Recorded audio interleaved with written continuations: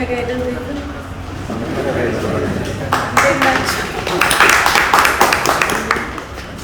እሺ እንኳን ደህና መጣችሁ ዛሬ እንግዲህ መሰረት በጎ አድራጎት ድርጅት ከኮንሶ ዞን ጋራ ላለፉት 9 ዓመታት የተለያዩ ፕሮጀክቶችን በመስራት የተለያዩ ስራዎችን በተለይ ሴቶችና ህጻናትን ተጠቃሚ የሚያደርጉ የተለያዩ ስራዎችን ሲሰራ ቆይቷል የዛ ፕሮጀክት ተከታይ ማለት ነው ወይም ደግሞ ባለፉት በተለይ 18 ወራት እናንተ ዞን ላይ ሲተገበር የነበረው በዲጂታል ቴክኖሎጂ መሰረት ያደረገ የተጠያቂነት ስርዓትን ማስፈን ላይ በተለይ ወጣቶች ላይ የሚሰራ ስራ ነው እሱን ፕሮጀክት ለቀጣይ ሲሰራ የነበረውን ፕሮጀክት የማስቀጠል ስራ እሱ ፕሮጀክት ላይ በደንብ ተወያይተን በአንድ ድርጅት ብቻ የሚሰራ አይደለም የተለያዩ ባለድርሻ አካላት መካተትና መሳተፍ አለባቸው በተለይ ደግሞ የዞናችንን ሴቶችና ህጻናት እንዲሁም ወጣቶችን ተጠቃሚ ለማድረግ ሁሉም ባለድርሻ አካል መተባበር ይኖርበታል ማለት ነው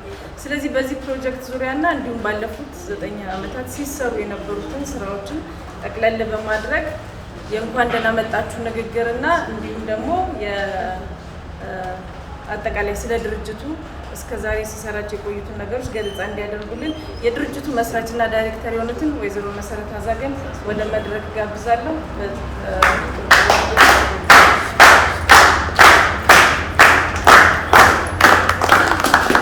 እንደምን አደራችሁ ለጋይቲ ኤደን ባለፈው ቃል ገብቼ ነበር በሚቀጥለው ወደም ልችላለሁ ብዬ ያው ቃሌን አላከበርኩም ወደም አላስተማሩኝም እነታደለ እነሳሱ እናንተ ናችሁ የምትቀጥሉት እንደምን ከረማችሁ እንደምን ሰነበታችሁ እንዴት ናችሁ ከተገናኘን ትንሽ ቆየት ስላለ ሁሉንም ነው እንግዲህ ሰላም ተማቀርብ ደህና ናችሁ እንኳን ከዘመን ዘመን አሸጋገረን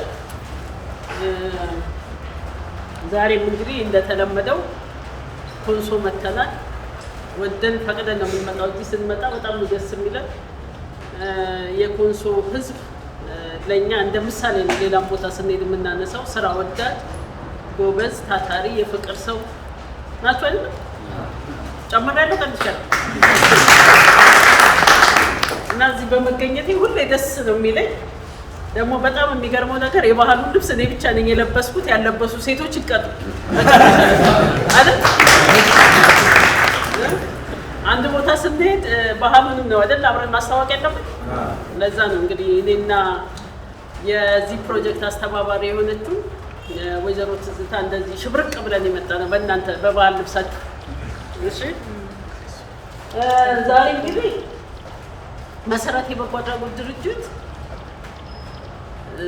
ዓላማ አድርጎ የተነሳው ተገዳ ወይም በህይወት አስገዳጅነት ተታላ በዛ ምክንያት በልጅነቷ ልጅ ወልዳ ካላማዋ የተናጠበች ሴትን የሞራል ድጋፍ አድርጎ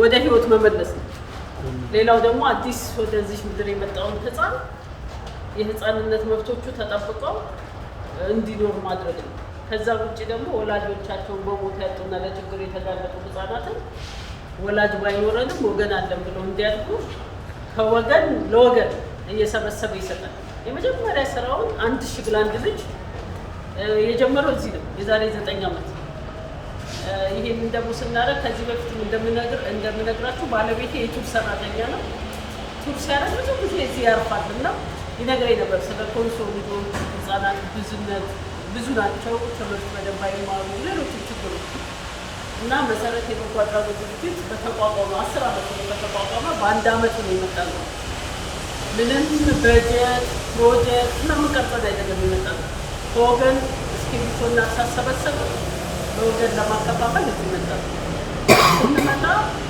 የመጀመሪያውን ከእናንተ ባለሀብቶች ድጋፍ ያደረጉልኝ የነበሩ አቶ ዱላ ናቸው የእድገት ሆቴል ባለቤት ሆቴል በነፃ ሰጥተው ሌሎችን ነገሮች ሲደግፉ ነበር አቶ የቅድስት ማርያም ባለቤት ሌሎችም ባለሀብቶች ብቻ ብዙ ድጋፍ አድርገው ከዛ በኋላ ደግሞ የትምህርት መሳሪያዎችን ስንሰበስብ የማትሪክ ልጆች የሚጥሉትን እርሳስና እስክሪብቶ ነው መጀመሪያ ሰብስበን ስራ የጀመርነው። ከዛ አንድ ሺህ ለአንድ ልጅ በሚለው ፕሮግራማችን አንድ ሰው 160 ብር የዛሬ 9 ዓመት እንግዲህ የነበረ ነገር ነው። ወይም ደግሞ አንድ ሺህ ደብተር ይዞ እንዲመጣ እስክሪብቶ ይዞ እንዲመጣ ሌሎች ነገሮችን ይዞ እንዲመጣ ወደ 100 ወጣት የበጎ ፈቃድ አገልጋዮችን መልምለን ከተማ ውስጥ እናሰማራለን። እነዛ ልጆች ቡና ያፈላሉ። ሴቶቹ እንደዚህ አበሻ ቀሚስ ለብስ የባህል ልብስ የተለያየ ባህል ልብስ እኛ ግቢ ውስጥ ቡና ያፈላሉ። ሰው ቡና ለመጠጣት ሲመጣ ግን ምን ይዞ ይመጣል? የትምህርት መሳሪያዎች ይዞ ይመጣል። ከዛ ውጭ ትኬት እንሸጣለን። ከውጭ ያሉትን ሰዎች እናስተባብራለን። ብዙ ያስለፋል፣ ብዙ ዋጋ ያስከፍላል። ግን ሲሳካልን የመጀመሪያ ምርጫችን ኮንሶ መምጣት። ኮንሶ መተናል በጣም ለብዙ ጊዜ። ዛሬም እንደ ድሮ ብዙ ባትሆን ያለችንን ትንሽ ይዘን እንደ ጊዜው ይባላል። ጊዜ ነው አንዳንድ የሚሰጠው ይዘን መተናል። ከዛ ውጪ ከልጆች ትምህርት ውጪ ደግሞ የሴቶች አቅም እንዲጎለብት ጥረት እናደርግ ነበር። ያ ጥረት ደግሞ እዚህ መምጣት ከጀመርን ከ3 ወይም ከ4 ዓመት በኋላ ተሳክቶ የአካባቢ አየር ጥበቃ ከሴቶች አቅም ግንባታ ጋር አጣምሮ የሚሰራ ፕሮጀክት አሸንፈን መጣን። ለ4 ዓመታት ያህል ስንሰራ ነበር። እንደምታውቁት 81 ሄክታር መሬት አልምተናል። ወደ 750 ሴቶች ደግሞ የዚህ ፕሮግራም ተጠቃሚ እንዲሆኑ አድርገናል። 9 ሴቶች ደግሞ የቆጣቢ ምድጃ እንዲሰሩ አድርገናል። የነበሩትን ደግሞ የገበሬ ፋርመርስ ትሬኒንግ እንትኖችን ደግሞ አፕግሬድ ለማድረግ ሙከራ አድርገናል። የውሃ ማቆር ስራ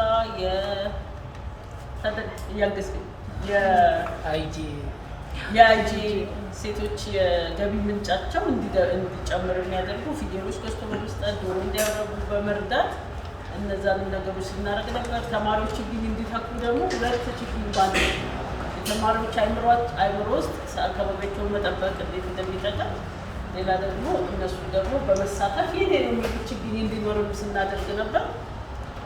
ብዙ ጥረን ደግሞ የዛሬ ዓመት ከምናምን ጀምሮ ደግሞ ይሄንን ፕሮጀክት መተግበር ጀምረን ነበር። ግን ይሄ ፕሮጀክት እንዳጋጣሚ ያልታሰበ ዓለም አቀፍ እንቅፋት ገጠመው። ያ እንቅፋት ደግሞ ሁላችሁም እንደምታውቁት ኮቪድ-19 ነው። ፕሮጀክቱን በታቀደለት እቅድ መሰረት አልተገበረም። ይህም ፕሮጀክት የተፈራረመው ከሚኒስቴር መስሪያ ቤቱ ጋር አዲስ አበባ ከሚኒስቴር መስሪያ ቤቱ ጋር የተፈራረመው 6 ድርጅቶች ነበርን። ሊድ ወይም ደግሞ መሪ የሆነው ድርጅት ፒክቤ ይባላል። የፒክቤ ተወካዮች 2 አሉ ዛሬ በማዕከላችን። እነሱ እየመሩልን ዲጂታል ቴክኖሎጂ ወይም ደግሞ ጊዜ የፈጠረው በስልካችን ሰላምታ ብቻ አይደለም የምንለዋወጠው። በስልካችን ደግሞ የወጣቶችን ስነ ምግባር መገንባት፣ ወጣቶችን የተሻለ ከመንግስት ጋር ቁጭ ብሎ የሚነጋገሩበት ሲስተም መፍጠር ነው። ይሄ የዚህ ፕሮጀክት አይ ይባላል። መጀመሪያ ስንሰራው አይ ማለት አይ ነው ጊዜ ኢንሃንሲንግ ዩዝ ኢምፓወርመንት ይላል። ኢንሃንስ ማለት የወጣቱን ኢምፓወርመንት ማጎልበት ነበር። አሁን ደግሞ እንደገና ይሄንን ፕሮጀክት በኮቪዱ ምክንያት የታሰበለትን ግብ ስላልመታ ከብዙ ጣጣ በኋላ ተስተካክሎና እንደገና ዳብሮ እዚህ ጋር እንደምታዩት ዲፕኒንግ ኤንድ ስኬሊንግ አፕ ዲጂታል ቴክኖሎጂ ቤዝድ አካውንታቢሊቲ ሲስተም የሚል ነገር ነው። ዛሬ ኮንሰልቴሽን ወርክሾፓችን የዲጂታል ቴክኖሎጂን መሰረት ያደረገ የተጠያቂነት ስርዓት ማሳደግና ማስረጽና ወይም ማሳደግ። ማስረጽ ማለት ወጣቱ አይምሮ ውስጥ ተጠያቂነት መሰረት ያደረገ የዲጂታል ቴክኖሎጂ ማስረጽ ነው። ያ ደግሞ ትልቅ ሰርቨር አለው። ድርጅት ከፍትሎ የሚሰራበት ሰርቨር ማለት ቋት አለው። ያ ቋት እኛ የምናሰለጥናቸው ወጣቶች ወጣት ማለት አሁን ወጣት ባለሙያዎች ወጣት አመራሮችን ጨምሮ ወጣቶችን በአጠቃላይ የሚፈልጉትን ነገር በኤስኤምኤስ ወይም ደግሞ በስልካችን ባለችን ስልክ መጠየቅ ነው። ተጠያቂነት ባለው ሁኔታ ማለት እንግዲህ ዝም ብሎ ብለን አፋችን እንደመጣ የሌላ ሰው ስሜት ወተን ምናምን ሳይሆን የምንፈልገውን ነገር ስለ ምግባር ባለው ነገር ጠይቀን መልስ ማግኘት እነዚህ ነገሮች የሚያደርግ ትልቅ ፕሮጀክት ነው። CSSP የሚባል ድርጅት የገንዘብ ድጋፍን የሚያደርግ ነው። ይሄ ደግሞ CSSP የኤሮፓውያን ያሉ እንደ UKA ብሪቲሽ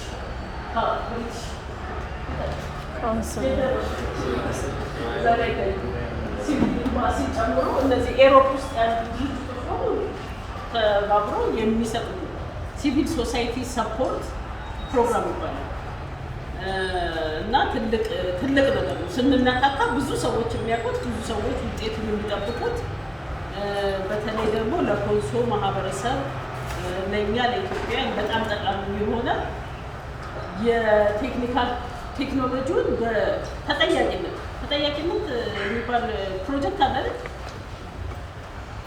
ኮንሶ ዲቨሎፕመንት የሚሰራው ማህበራዊ ተጠያቂነት ፕሮግራም የማህበራዊ ተጠያቂነት ፕሮግራሙ ግን ይሄኛው ትንሽ የሚጨምርበት ነገር በዲጂታል ቴክኖሎጂ ነው የሚሆነው። ማህበራዊ ተጠያቂነት ነው። ፊት ለፊት ቁጭ ብለን እንነጋገራለን። እንደገና ደግሞ በስልካችን መልእክቶችን እንልካለን ለሚመለከተው ለወጣቶችና ለወጣቶች ጽፈት ቤት፣ ለጤና ጽፈት ቤት፣ ለሌሎችም ጽፈት ቤቶች የምንፈልገውን ነገር በዲጂታል ቴክኖሎጂ ወይም ደግሞ በመልእክት ማስተላለፊያችን እንልካለን። ቋት ውስጥ ይሰበሰባል። ቋት ውስጥ ያለው ነገር ቀርቦ ወደ መንግስት ይቀርባል። ስለዚህ ድልድይ የሆነ ፕሮግራም ነው ማለት ነው። አገልግሎት ሰጪና አገልግሎት ተቀባዩ በጋራ የሚፈታቸው ችግሮችን ማወቅ ነው። የማይፈታ ችግር አለ የለም ማለት የሚፈታ ነው የማይፈታ ነው ችግራቸው የሚፈታ ማለት አሁን እኛ የማህበራዊ ተጠያቂነት ፕሮጀክቶችን አዲስ አበባ ላይ 3 ወረዳዎች ላይ እንሰራለን። አራዳና ቦሌ የሚባሉ ወረዳዎች ላይ የምንሰራው ደግሞ 2 ፕሮግራሞች ላይ ብቻ ነው፣ የትምህርትና የጤና ላይ። ሽንት ቤት የለውም ትምህርት ቤታችን፣ ውሃ የለውም ምናምን የለውም ምናምን ብሎ የትምህርት ቤት የተማሪ ወላጆች ኮምፕሌን ቅሬታ ያቀርባሉ አይደል? ትምህርት ቤቱ ደግሞ ለምን ይሄን እንዳላረገ ደግሞ የራሱ የሆነው ቅሬታ ያቀርባል። መንግስት በደንብ በጀት አልመደበም ምናምን መንግስትን ደግሞ ስጠይቁ ትምህርት ሚኒስቴር ደግሞ በጀት ትንሽ ነው የለኝም ምናምን ይላል። ስለዚህ በጀት እስከሚኖር ድረስ ያ ትምህርት ቤት ካለ ሽንት ቤት ካለ ውሃ ካልተሟላ ነገር ጋር ይቆይ ወይስ ምንድን ነው መፍትሄ? እስቲ ልጠይቀን። ምንና መንግስት በጀት የለውም። ተማሪዎች ንጹህ ውሃ መጠጣት አለባቸው፣ ሽንት ቤት ማግኘት አለባቸው፣ አስፈላጊ ነገር ማግኘት አለባቸው። ይሄ የተገልጋዩ ቅሬታ ነው። የመንግስት አገልግሎት ሰጪ ደግሞ እንደናንተ አመራሮች ደግሞ ለምንድን ነው የማይረቡት ያለ ነገር ገንዘብ ስለሌላቸው ምንድን ነው አገር የሚፈታው ይሄ? እሺ አሳተመን ስንነጋገር እኮ ነው ይሄ ነው ያለኝ ይሄ የለኝም ይሄ ደግሞ እኔ ጋር ነው ይላል አይደል? ህዝብ የሌለው ነገር አለ የለም ማለት ጉልበቱ የኔ ነው ደግሞ ትንሽ ገንዘብ አዋጣለሁ፣ ይሄን ደግሞ እውቀት አለኝ፣ የከሌ ግንበኛ ነው፣ ከሌ አናጺ ነው፣ ከሌ በሩ ላይ ስሚባለው ምናምን ስንሰበስበው ያን ችግር ይፈታል አይፈታም? ልክ እንደዚህ አይነት ነው። ሌሎችም ጥያቄዎች በሺ የሚቆጠሩ ጥያቄዎች አሉ። እኔ ኮንሶ ከመጣሁ ጀምሮ ከ9 ዓመት ጀምሮ የተለያየ ችግሮች እየተፈጠሩ የተለያየ ጥፋቶች ጠፍተዋል አይደል? ያ ጥፋት ሳይጠፋ በፊት መፍታት እንችል ነበር አይደል? ልክ እንደዚህ የሚያደርግ ነው። ዲፕሊንግ ማለት ማስረጽ ነው። ወደ ውስጥ አስገብተን ምንም ነገር ሳይሆን ነገሮችን ምንፈታበት ፍላጎታችን ምንፈጽምበት እንጂ የማንፈልግበት አይደለም። ፈልገን በቃ ከሚቀየም ከሚቀየም ብለን ቁጭልን የሚያደርግ አይደለም። ፍላጎቶቻችን በሙሉ ወጥተው ፊት ለፊት ቁጭ አድርገን ፊት ለፊት አውርተን ተነጋግረን የምንወስንበት ትልቅ ፕሮጀክት ነው። ይህን ፕሮጀክት ለማስፈጸም ምንድን ነው የሚያስፈልገው? ንገሩ። ይህን ፕሮጀክት ለማስፈጸም ምንድን ነው የሚያስፈልገው? እናንተ ናችሁ የምታስፈልገው። ሁሉም ያስፈልጋል። የሁሉም መዋጮ ሞልቶ ነው ፕሮጀክቱን ተፈጻሚ ሊያደርገው የሚችለው። ሁላችንም የየድርሻችንን መወጣት መቻል አለብን። ሁላችንም መተባበር አለብን። ወጣቱ ያለው ትኩስ ጉልበትና ንጹህ አይምሮ ወደ ተሰመረለት መንገድ እንዳይዘበራረቅ፣ ግራ እንዳይገባው፣ ውዥንብር ውስጥ እንዳይገባ መጠበቅ፣ መጠባበቅ፣ እጅ ለእጅ ተያይዘን የወጣቱ አቅም ማጎልበት፣ ተጠያቂነትን መጨመር፣ ድንጋይ ከመወረወራችን በፊት ድንጋዩ የት ሄዳ ነው የምታፈው ብለን ማሰብ አለብን። ድንጋዩ የመሰረት ድንጋይ ሆኖ አንድ ነገር ቤት ሊሰራ ሆስፒታል ሊሰራ የሚችል ከሆነ ብቻ ነው ያን ነገር የምናደርገው። ስለዚህ ቁጭ ብለን ስንወያይ ይሄ ያለኝ ይሄ የለኝም ብለን እንድናስብ፣ ተጠያቂ እንድንሆን፣ የመጀመሪያው ተጠያቂ አንድ ሰው ራሱን በራሱ የሚጠይቀው ይሄን ነገር ስጠይቅ ምንድነው ውጤቱ፣ እንዴት ነው የማደርገው እያለ እንዲጠይቅ የሚያደርገው እየገባችሁ ማለት እስካሁን ድረስ። ስለዚህ ይሄን ፕሮጀክት ወደ ባጨብጨባችሁ ተቀበሉት ነገር ላይ። ሌላ ደግሞ አንድ ወጣት ያልሆነ ሰው እዚህ ውስጥ ካለ እጁን ያውጣ። እኔ ወጣት ነኝ ለምሳሌ ምን ያስፈልግ እኔ ወጣት ያልሆነ ሰው እጁን ያውጣ። እሺ ወጣት የሆነ እጁን ያውጣ። እንዲህ ምናምን ማለት ነው። በደንብ ጣሪያ ይሰሚናል። እሺ አመሰግናችኋለሁ። አጨብጭቡ ሁላችሁም።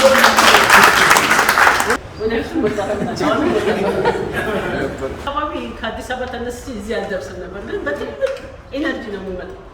ወጣትነት ማለት ውስጥ የሚሰማችሁ አቅም ነው፣ ሌላ ነገር አይደለም። አንድ ሰው በ20 ዓመቱ ወጣት ላይ ሆኖ ይችላል፣ እድሜ አይደለም በነገራችን።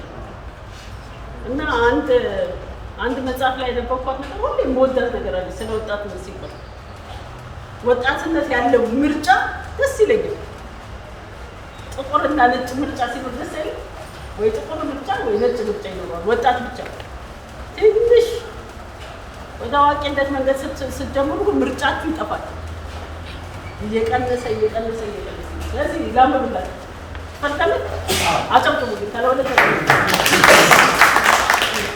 ስብሐት ገብረ እግዚአብሔር ትኩሳት የሚል መጽሐፍ የነበረ ሰው እንትን ያለው። እሺ ያውጣ። አንድ ወጣት ብቻ ላግኝ። ሁለት ትኩሳት የሚለው የስብሐት ገብረ እግዚአብሔር መጽሐፍ ይሁን ብቻ ትኩሳት የስብሐት ገብረ እግዚአብሔር ትኩሳት መጽሐፍ ፈረንሳይ ሀገር ውስጥ ነው ስብሐት ገብረ እግዚአብሔር ለትምህርት ይዞ የጻፈው። እና ስብሐት ገብረ እግዚአብሔር ሲጽፍ እኔ የወደድኩት መጽሐፍ የአንድ ዘር የአንድ ቀለም መጽሐፍ አይደለም። ብዙ ለትምህርት ፈረንሳይ ወጣቶች ታሪክ ነው እዛ ውስጥ ያለው። እና አንድ እንትን ብለው ጥሩ ነው ወጣት መሆን ይላል። ደስ አይልም ወጣት ነው ይላል አይደል? ምንድን ነው የምትፈጽሙት ይላል። እሺ ከዛ አይልም ወይ ስላቸው አወበር ካለወለዛ ጥሩ ነው ወጣት መሆን ጥሩ ነው ወጣት መሆን። መስማማቸው ትንሽ ወጣት ነው። እኔ ግን ወጣት መሆን ይችላል። ገንዘብ ባይኖርህም ጤና ይኖራል። ገንዘብ ጤና ከአንዱ ምርጫ ወደ አንዱ ምርጫ አለው። በቃ ወጣት ሲሆን ሰው ገንዘብ ባይኖርህም ምን ይኖራል? ጤና ይኖራል። ከዛስ መልክ ባይኖርህም አንጎል ይኖራል። ደስ አይልም? መልክ አለ፣ አንጎል አለ። ከዛስ እውቀት ባይኖርህም ጉራ ይኖራል።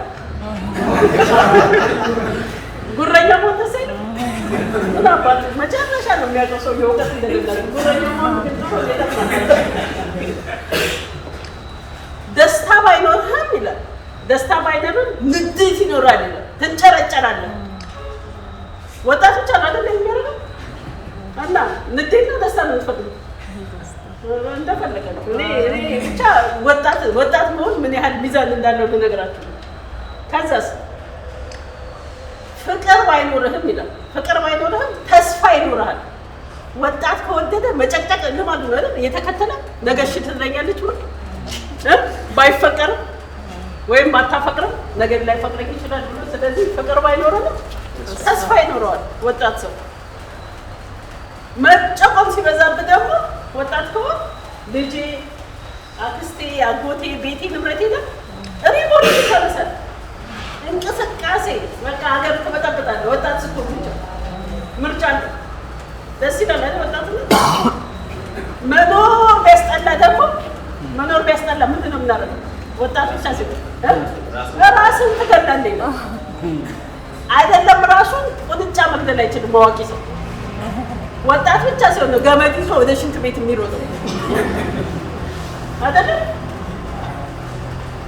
ሰው ያውቀውም ማለት ነው። ሰው ያውቀውም ቅሙ ታሪክ ይኖራል። ወጣቱ ነው ታሪክ ይላል አይደል? ከጥሩ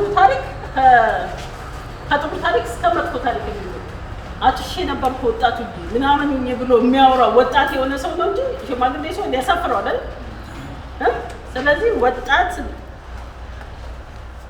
ይሄ ሁሉ ነገር ምን ይላል? ወጣት ነህና እነዚህ ሁሉ ነገሮች ምርጫ የሚኖሩ ወጣት ብቻ ስለሆነ ስለዚህ አሁን በቀኝ በኩል ያለው የእግዚአብሔር በግራ ደግሞ ያለው የምን ይሁን የሰይጣን ማንን ነው የምትፈልጉት? እግዚአብሔር። ስለዚህ አሪፍ ምርጫ አለ ስንጠቀምበት አንጎል አለ አይደል? ምን የሌለ ነገር አለ አለ አለ የለም። እኔ እንግዲህ እኔ አላውቅም የሌላችሁ ነገር አለ ከዚህ ወጣት ስትሆን የሁለቱን ነጸብራቅ። ስለዚህ ይሄ ዲጂታል ቴክኖሎጂ አካውንታቢሊቲ ያስጨምረው ለዚህ ወጣት ስትሆን እንዳልኳችሁ ሞቅ ያለ አቅም ላይ ነው። ብዙ ነገር ለመምረጥ አናስተውልም። የምናስተውልበት ሲስተም አካውንታቢሊቲ ይባላል። ተጠያቂ የሚያደርግ ለምንድን ነው ያላስተዋልኩ? እስኪ ረጋ ብዬ ላስብ እንድንል የሚያደርግ ይሄ ሲስተም እንድንረጋጋና ጥሩ ምርጫ ደግሞ እንድንመርጥ። ራስን ከመግደል መኖር ይሻላል ወይስ መግደል ነው ይሻላል? ለመኖር ደግሞ ምን ያስፈልጋል ብለን ከዛ በኋላ ሌሎች ቅርንጫፎች እናወጣለን። ልክ እንደዚህ የሚያደርግ ትልቅ ፕሮጀክት ይዞ መጥቷል። ሲኤስኤስፒ ፒግዶ እየመራው ኤምኤችኦ ደግሞ መሰረተ ሁማኒቴሪያን ኦርጋናይዜሽን እየተገበረው ማለት ነው። ከእናንተ ይህንን ፕሮግራም ለማሳካትና ወጣቱ ተጠያቂ ሆኖ በዲጂታል ቴክኖሎጂ በነገራችን ላይ የኢንፎርሜሽን አብዮት ወይም የዲጂታል ቴክኖሎጂ አብዮት በዓለም ሁሉ በአንዴ ተሰራጭቶ ትልቅ ግብ የመታ ቴክኖሎጂ የኢንፎርሜሽን ቴክኖሎጂ ነው ወይም ደግሞ ዲጂታል። ማንም ሰው አሁን ስልክ የሌለው እስቲ ስልክ የሌለው ሰው ትገኝ ስልክ የሌለው ሰው አለ? ስልክ የሌለው ሰው አለ? እጅ ስልክ የለም አይደል? እሺ ያለው ሰው ትገኝ አቤት ስልክ አቤት ስልክ አቤት ስልክ ለምን እንደምትጠቀሙበት ከዚህ በኋላ እናያለን። ፕሮጀክቱ እንግዲህ ይሄን ይመስላል። ይሄንን ያህል እኔ ካልኳችሁ ፕሮጀክታችንን እንዲከፍቱ ይሄ ፕሮጀክት አዲስ ፕሮጀክት አይደለም። እንዳልኳችሁ አሜንድ የተደረገ ወይም እንደገና የተስፋፋ ባለፈው በኮቪድ ምክንያት በጣም ብዙ ነገር እየሰራ ነበር አይደል? ከኮቪድ ጋር በሬዲዮ የኮቪድ እና ሌሎችም ነገሮች በኮንሲኛ ቋንቋ እየተተረጎሙ ሲተላለፉ ነበር። 15 ደግሞ የወጣት ሪፖርተሮች ተመርጠዋል ከናና ካራት ወረዳ ላይ። ሌሎችም ስራዎች ተሰርተዋል፣ ግን አጥጋቢ አልነበረም። ያኔ እኛ ሚኒስቴር መስሪያ ቤት ሂደን በዲጂታል ቴክኖሎጂ ፓይለት የሆነ ፕሮጀክት እንቀርጽና የኮንሶ ወጣት ታሪክ ይሰራል ብለን ያለውን ያህል ነገር ውጤት ስላላመጣ አሁን ግን ተጠናክሮ ነው የመጣው። ይህንን ይመስላል። ጉዳት ሀገራችን የኮንሶ ከንቲባ አቶ ጋሻውን እንግዲህ ወደ መድረክ ይመጡና እስካሁን ያልኩትን የወጣትነት ነገርን በደንብ አድርጎ የሚያስጨብጥ ነገር መልዕክት ይነግሩልናል። ግን መክፈቻውን የሚያደርጉልን ይሰጡናል። ይህ ፕሮጀክት በስርዓት እንዲከፍቱልን በማክበር ጠይቀውታል። ወደ መድረክ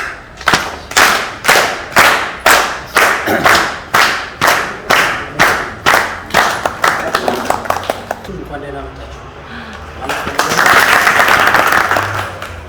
ብዙ ነገር የተወራ ነበርና እዚህ ጋር ስትናገር ነበር እህታችን ወጣት ነኝ የሚል ነገር አስምራ ደጋግማ ስትናገር ነበር እና ብዙ ጊዜ ይችላል አይካን የሚባሉ ነገሮች ብዙ ጊዜ ሰው ላይ ተጽዕኖ አላቸው። ይችላል፣ አደርጋለሁ፣ ይሆናል የሚል ነገር ሰው ላይ በጣም ትልቅ ተጽዕኖ አላቸው። ሰው በዛ ልክ ነው ራሱን መካብ አለበት። አልችልም፣ አላረግም፣ አቅም የለኝም፣ እነዚህ ዲስካሬጅ የሚያደርጉ ቃላት ብዙ ጊዜ ከባድ ናቸው፣ ሰውን ሰነፍ ያደርጋል። ስለዚህ ውስጥ ይህን አውቆ መነሳት ይህ ብዙ ጊዜ ከውስጡ ነው የሚጀምረው። ውስጥ ያለውን ነገር ለማድረግ ይችላል። አካል ለመልበስ የግድ ውስጥ ማመን አለበትና አይካን ብላ ስትነሳ እኔ ወጣት ነኝ እኔ ይችላል የሚሉ ነገሮች መናገሯ በጣም ደስተኛ ነው። መጀመሪያ ውስጥ ብዙዎቻችሁ እየተጠራጠራችሁ ነበር። እኔ ወጣት ነኝ እንደውም እና ስትሉ ነበር፣ ግን ወጣት ናቸው፣ ትችላላችሁ።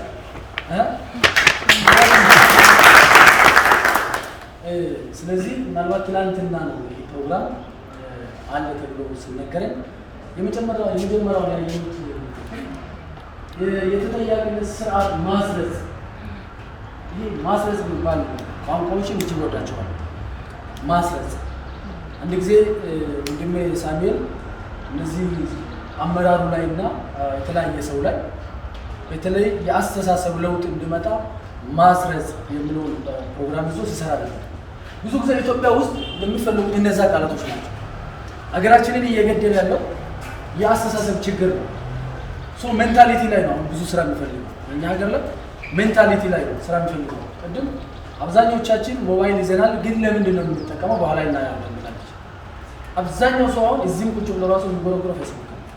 ሌላ ነገር ፌስቡክ ላይ ደግሞ የምናየው ነገር ብዙ ጊዜ የጥላቻ ወይ ስድብ የቃላት ምናምን መወራወር እንጂ ያን ያክል አገርን የሚገነባ አይደለም። ማስረጽ የሚለው ቃል አስተሳሰብ ላይ ይሄ አስተዳደግም ሽፍት የሚሉ ነገሮች ብዙ ጊዜ ትልቅ የሆኑ ተውቶች ናቸው። ልክ ሲመጣና አስተሳሰብ ላይ እንሰራለን ብለው ሲሆን በጣም ደስተኛ ነው። ሳሶ ትናንት ይመስላል ያኔ ያ ልጅም ሲመጣ እኔ ትላልቅ ፕሮጀክት የሆነ ነገር ገነባለሁ ከሚለኝ ሰው ስብዕና ላይ ይሰራለሁ፣ አስተሳሰብ ላይ ይሰራለሁ የሚለው ነገር ቦታ ሰጥቷል፣ ትልቅ ቦታ ሰጥቷል። ምክንያቱም ስብዕና ሲገነባ ነው፣ አስተሳሰብ ሲቀየር ነው ሀገር የምትለማ። ምናልባት ዲቴይል ፕሮግራም ውስጥ ባልገባም አላውቅም። አጋጣሚ ብዙ ስራዎችን ጠዋት ላይ ስለነበሩብኝ ሶሪ ለማለት እንፈልጋለሁ። እየሆነም ፕሮግራሙ ሪሊ አውቃለሁ፣ ግን የተለያዩ ከጠዋት 12 ሰዓት ጀምሮ ፕሮግራሞች ስለነበሩብኝ በዛ ምክንያት ነው የወጡና ሶሪ ማለት እፈልጋለሁ።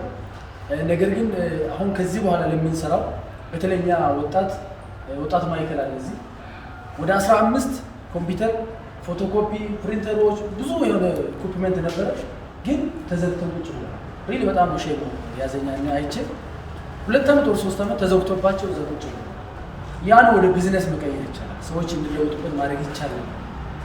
ግን የአስተሳሰብ ለውጥ አለመኖሩ ሰዎች እንግዲህ ያን ሁሉ ሀብት ሪሶርስ ቆልፈውበት ወጣቱ ግን አለማለበት ነው። ወጣቱ ግን ለማይሆን ነገር እየተዳረገ ነውና እሱን ለማድረግ አሁን ዝግጅቶችን እያደረግን ነው። ኦልሞስት ቆርቆሮ አግኝተናል፣ እንጨት አግኝተናል። ውጭ የምንገነባቸው የምንተክላቸው ችግኞች ይኖራሉ። ያንን ከፍተን ኦልሬዲ ማዝራት ጀምረናል እና ምናልባት ይህንን እንትን ያግዙናል ብዬ አስባለሁ። እጅግ ደስ ያለኝ እዛ እንግዲህ ይህ ለምናስበው ነገር እጅግ ይረዱናል። ፕሮጀክቱ ገና ምንም ስለነበረኝ እጅግ ደስተኛ ነኝ። ስለዚህ ፕሮግራሙን ትሬኒንጉን እናያለን በሂደት። ስለዚህ ትልቁ ነገር አስተሳሰባችን ይቀየርና ሀገር ትለማለች። በተለይ የምንጠቀማቸው ነገሮች ምንድን ነው ቫሊዩ ብዙ ጊዜ ይሰሩልናል፣ ግን በአጠቃቀም ችግር ምክንያት ያው ሀገራችንን እያጠፋልን ባይዘው አሁን ላይ ትንሽ ይሻላል። ኖርማል እንደ ኮንሶም እንደ ሀገርም ትንሽ ይሻላል። አንድ ሰሞን ላይ ግን እዛ ጋር ደበደበ፣ እዛ ጋር ጠፋ፣ እዛ ጋር ቃጠለ። ከዛ የማነሳሳት ነው፣ ለክፋት ለማነሳሳት ነበር። ሀገርን ለማፍረስ እንጠቀምበት ነበር። አንድ ሰሞን በተለይ 2010 2009 ብዙ በኋላ እንባለን እንጠቀምበት ነበር። ሶሻል ሚዲያ እንደ አንድ የኢንፎርሜሽን ሚዲያ ስለሆነ ኢንፎርሜሽን ደግሞ ትልቅ ፓወር ያለው ነገር ነው ታውቃላችሁ። እዚህ ጋር የምናደርጋቸው በጎ ነገሮች ሰዎች ላይ ሄደው በጎ ነገርን ይሰራሉ።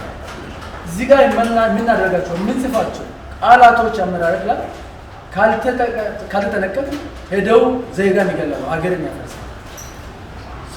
ምናልባት ፕሮግራሙ ይሄ ፕሮጀክት የታሰበው የዛ አንጻር ይመስለኛልና ስልጠናው ይፋ የተደረገ ነው እያበሰልኩ አቶ ጋሻውና የድርጅታችን መስራችና ዳይሬክተር ወይዘሮ መሰረት አዛገን በጣም እናመሰግናለን። በጣም ትልልቅ ነጥቦች ናቸው የተነሱት። በተለይ ከወጣቶች ጋር ተያይዞ ወጣቱን ያላሳተፈ ልማት የትም የሚደርስ አይደለም። በተለይ ደግሞ አስተሳሰቡ የተቀየረ ወጣትን ይዘን ዲጂታል የሚጠቀም ወጣትን አፍርተን በደንብ ሲስተም ውስጥ ካስገባ ነው የተሻለ ለውጥ ለከተማችንም ለሀገራችንም እናመጣለን ማለት ነው።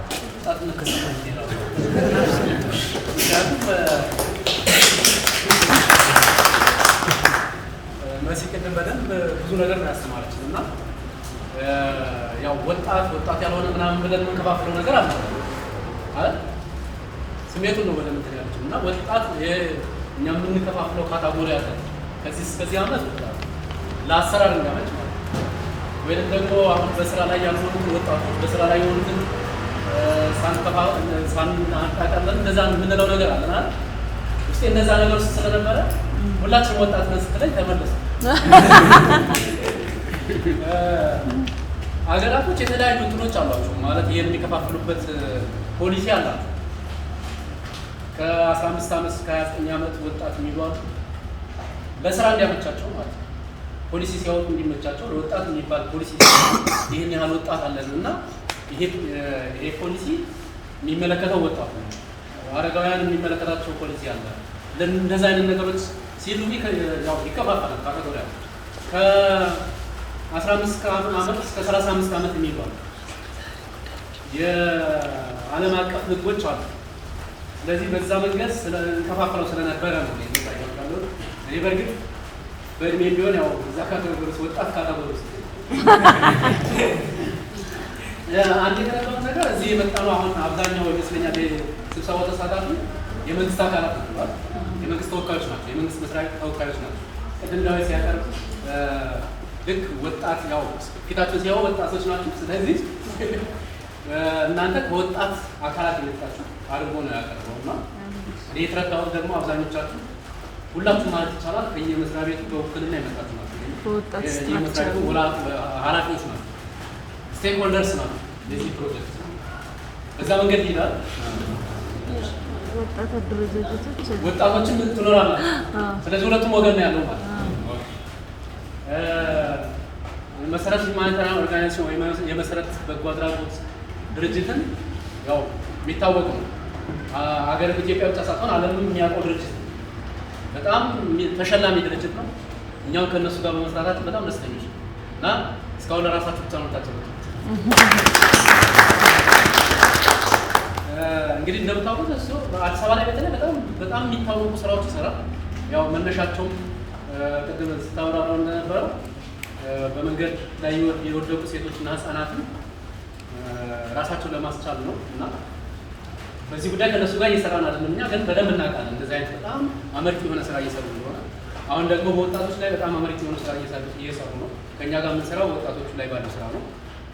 ስለዚህ እኛ ቅድም እንደተባለው 5 ድርጅቶች ሆነ ነገሮች የምንሰራው አሁን ሁለት ሆናችሁ ስሩ ሲባል የተሻለው ማን ነው ብለን መርጠን ኤምኤችኦ መርጠን ነው እና በጣም ደስተኞች ነን። ደግሞ ውጤታማ እንደምንሆን እርግጠኞች ስለሆነ ነው።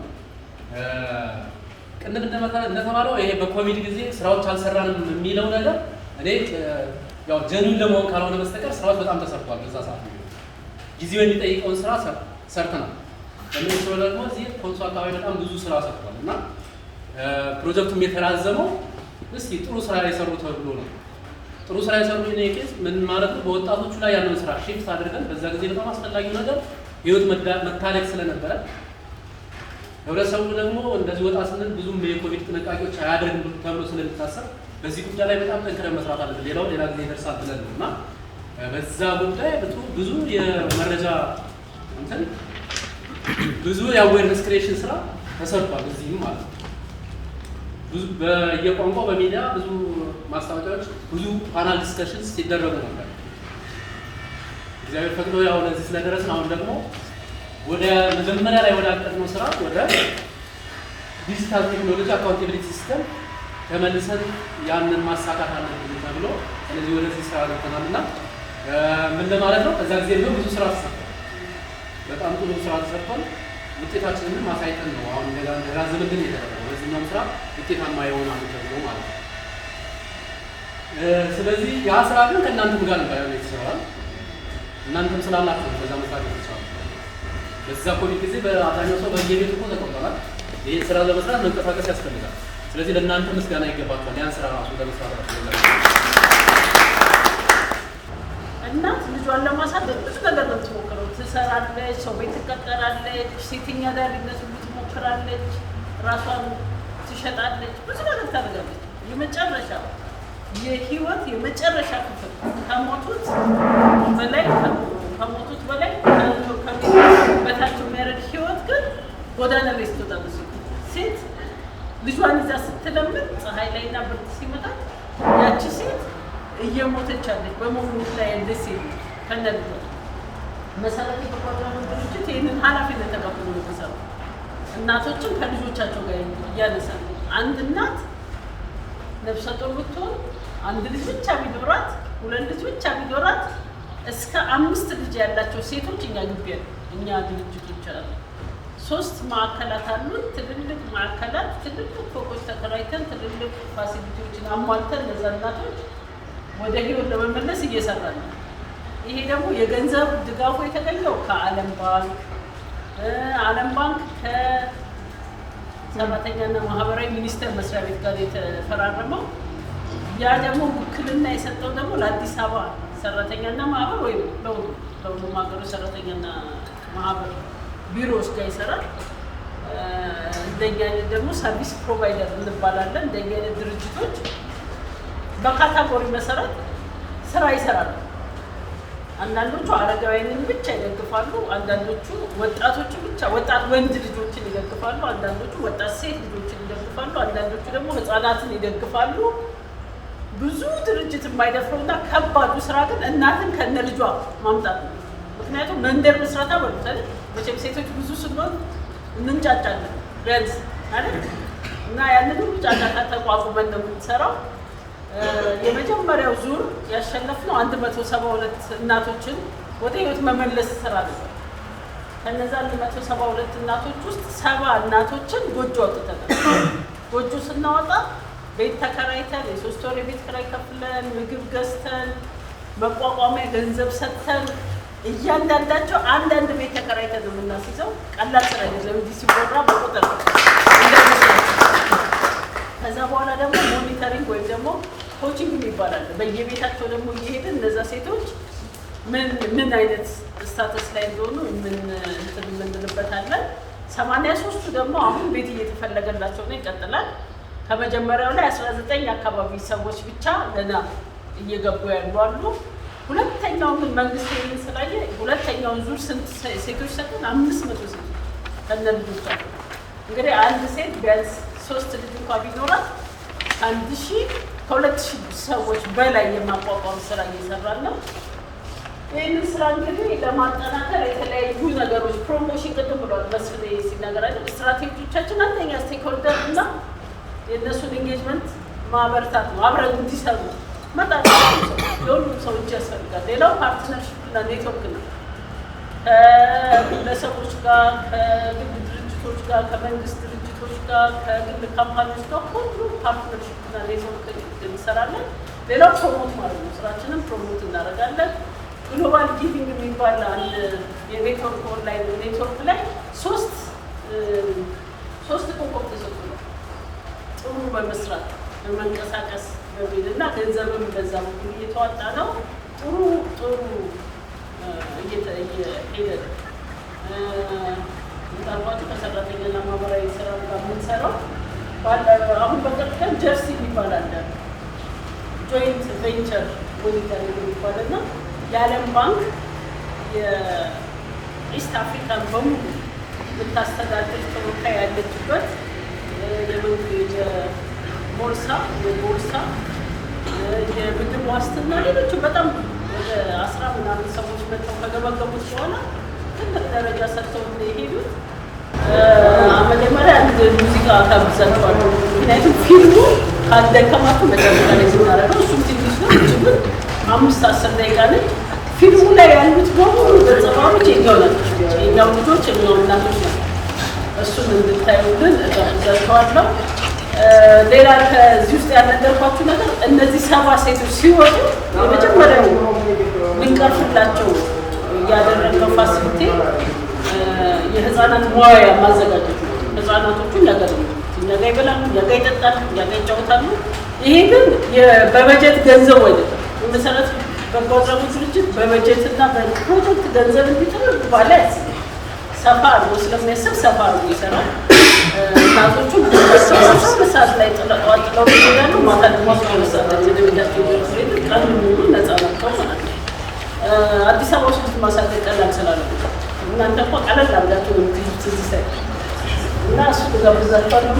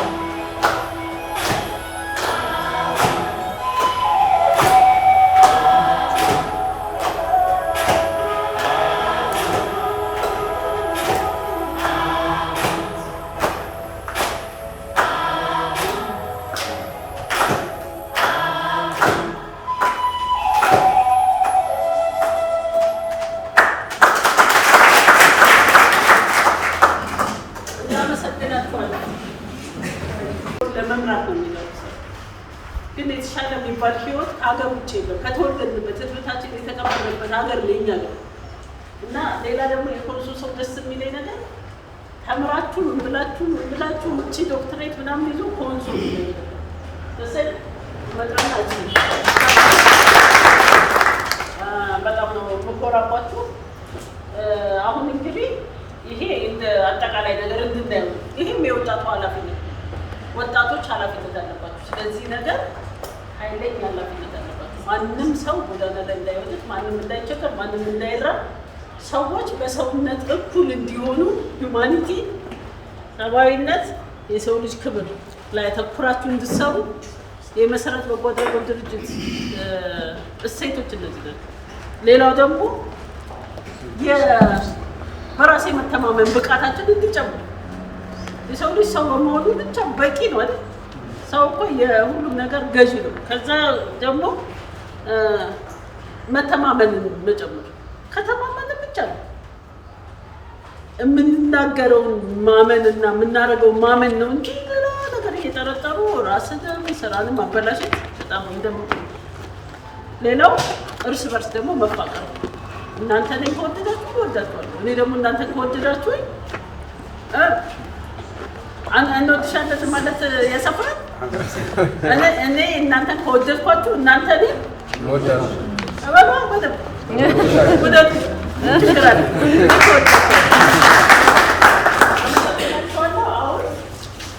ፕሮጀክቱ ትፈልጉ ፈለጋችሁት ነገር ካራባችሁ እስከሚነገም ቢሆን መልስ ለመመለስ እዚህ ጋር ቁጭ ብያለሁ። የፈለጋችሁት ነገር መጠየቅ ትችላለሁ። ስሜ ሙዳኖ ያሊሳ ከተማ ግብርና ጽሕፈት ቤት ኃላፊ። ወጣቱ ምክንያታዊ መሆን አለበት። አሁን ሂድና ድንጋይ ውረወር ለምን፣ ሂድና እገሌን ስደብ ለምን ብሎ የሚጠይቅ ወጣት መፈጠር አለበት። ይሄ ከሌለ አሁንም ቢሆን ልማት መስራት አንችልም። ራሽናል ምክንያታዊ የሆነ ወጣት መፍጠር አለብን። ከእኛና ከሁላችንም ይጠበቃል። ያው እንደተባለው 70% ያክል ወጣት ነው። እኛ ጋርም እንደዛው የእኛ የሆነ አባባል አለ። ሀዮ ላይዳ ደጋ ሀብዲታ የሚባለው ወጣት ሀዮ ላይዳ ደጋ ሀብዲታ። ይሄ ማለት ወጣት ለልማት፣ ወጣት ለሁሉም ነገር፣ ወጣት ለሁሉም ነገር እንደመሆኑ ነው አባባሉ ማለት ነው። ስለዚህ ወጣቱ ፕሮዳክቲቭ ኤጅ ነው። ካልኩሌሽን ሲሰራ ፕሮዳክቲቭ ኤጁ ስራ ካልሰራ ኢንዲፔንደንት እንትኑ ይጨምራል ማለት ነው። ስለዚህ አምራች ነን፣ እኛ አምራች ነን። ጊዜያችንን ደግሞ በአግባብ ካልተጠቀም ያው ሀገሩ ላይ ጂቲፒ ላይ ወይም የተወሰነ ነገር መጨመር አንችልም። ስለዚህ በዚህ ልክ ብንረዳና ራሽናል መሆን አለብን። ሰውም አግባሪ መሆን አለብን። የአሁኑ ትውልድ ኮንሶ አካባቢ ወጣቱ እንትኑ ሽማግሌዎችን እያገበሩ አይደለም። ስለዚህ ይሄ ላይ መስራት አለብን። እዚህ ያለን አካላት ባለድርሻ አካላት አግብሮት ሰው እንዲከባበር የማድረግ ስራ ከኛ ይጠበቃል። ሌላ የእግዚአብሔር ቃል ይላል የመጨረሻ ላይ የተመቸችኝ ሎፍ እጅ አሰረ የምትባለው እርስ በርሳችሁ ተዋደዱ መጽሐፍ ቅዱሳዊ ቃል ነው። እርስ በርስ ማንዋደድ ከሆነ ልማት መፈጸም አንችልም። ሰላም አይኖርም። ፍቅር ከሌለ ሰላም አይኖርም። ሰላም ከሌለ ደግሞ ልማት የለም። ስለዚህ በጣም እኔ የተመቸችኝ እርስ በርሳችሁ ተዋደዱ የሚለውን ነገር ከዚሁ ጀምረን እርስ በርስ ያልሆነ ጠለፋ ነገር ያልሆነ አልባልታ ሰብስበን እርስ በርስ የምንጋጭበት ጊዜ ባይፈጠረው። ምክንያቱም ልማትን ያስቀራል። ፍቅር ከሌለ ልማት መስራታችንን ፍቅር ከሁሉም በላይ መጽሐፍ ቅዱስም ይናገራል። የፈለከው እንትን ቢኖርና ፍቅር ከሌለ ጭናጭን የሚባል ነገር አለ። ስለዚህ እርስ በርስ መፈቃቀርና እንትን ብለው ነገር በጣም የተመቸችኝ እንትን ስለሆነ ይሄ ነው። በግብርና በኩል ምናልባት ድሮ ሴቭ ዘ ቺልድረን ሲሰለጥን ኒውትሪሽን ላይ በደንብ ቢሰራ እንደ ጥያቄ ማለት ነው። አሁን በእኛ በምግብ ዋስትና አጋጣሚ ሴፍቲኔት ፌስ 5 ላይ ካፒታል በጀት 3% ለዚህ ኒውትሪሽን ላይ እንትን ይደረጋል። ድሮ አይደረግም ነበር። ምክንያቱም ክሪላንቱ በጣም አንድ ልጅ እውቀት እንዲኖረው ምንድነው የማስፈልገው? የተመጣጠነ ምግብ። ህፃኑ ትምህርት ቤት ብቻ ማስገባት አይደለም። የተመጣጠነ ምግብ የሚያገኝ ልጅ ወተት የሚያገኝ ልጅ በዛው ልክ የማስተዋሉ አንደርስታንዲንግ በዛው ልክ ነው የሚሰራው። ስለዚህ እኛ አካባቢ የምናያቸው ነገሮች ብዙ ጊዜ ጥናት እናደርጋለን። ሴቶች ለልጆች ትኩረት እየሰጡ አይደለም። አመጋገብ ስርዓቱ ራሱ ስንት ጊዜ በቀን መመገብ እንዳለበት ይሄን ሁሉ ማስተማር አለበት። ያለዛ ማይንዱ በጣም እንትን ሆነ ልጆች እየተፈጠሩ ነው። በአሁኑ ጊዜ የሆነ ጫቃ የሚባል ነገር ለህፃናት የሚሰጥበት ሁኔታዎች አሉ። ስለዚህ ኒውትሪሽን ላይ በቀላሉ ስጋ ውድ በሆነም ይሄ ዶሮ ማርባት ላይ እኛ አሁን የጀመርናቸው ነገሮች አሉ። ዶሮ የጓሮ አትክልት አሁን ነፃ እየገዛን ሴቶችን እያደራጀን የምግብ እንትኑ ባላንስ ዳይት ልጁ እንዲያገኝ ይሄን በደንብ ካልሰራንበት ትምህርት ቤት ብቻ ልጅ እንላክ ብዙም እንትን ነው አንደርስታንዲንግ የሌለ ልጅ ይዘን ከህል ሀገር ማስቀጠል ስለማንችል ኒውትሪሽን ላይ በደንብ ቢሰራና ሌላ መምህራን ላይ ነው በተለይ እኛ አካባቢ እየታየ ያለው መምህራን ላይ ራሱ ቢሰራ። አንደኛ መምህር ዝግጅት ያስፈልጋል። አንድ ትምህርት ቤት ከመግባቱ በፊት ተዘጋጅቶ መግባት አለበት። አንዳንዱ ለሳር ሄዶ የራሱ ፕሮቶኮል የማይጠብቅ መምህር ያየው እኔ ጠዋት የሆነ ቦታ ጎራ ብዬ አየውና ይሄ እስካሁን እንደዛ አይነት ነገር አለ። ስለዚህ መምህራን ላይ እንደኛ አካባቢ ቢሰራ እና አራያ እንዲሆኑ የሚል አስተያየት አለችኝ። ባጭሩ ሳቦየ ሌላንቱ የወጣቶችና ስፖርት መምሪያ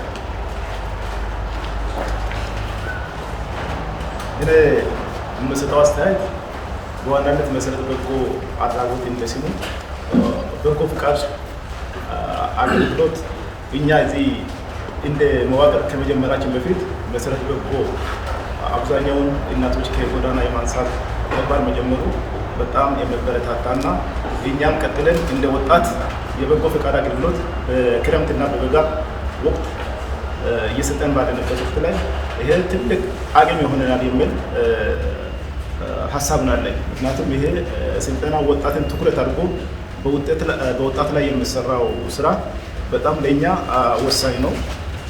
ለአብነት አሁን መሰረት በጎ አምና ለእኛ እንደ ወጣት ያደረገው ድጋፍ የሁለት ኮምፒውተር ድጋፍ ለወጣት ማዕከል ግንባታ፣ ለዚህ በጣም እያመሰገን ቀጣይ ላይ እነዚህ ድጋፎች የወጣት ማዕከላት የወጣት ሲቪልና ግንባታ ማዕከላትን በቁሳቁስ የመደገፍ የሰው ኃይልን እዛ የማሟላት ስራዎች ቢጠናከሩ የሚል አስተያየት ነው ያለኝ።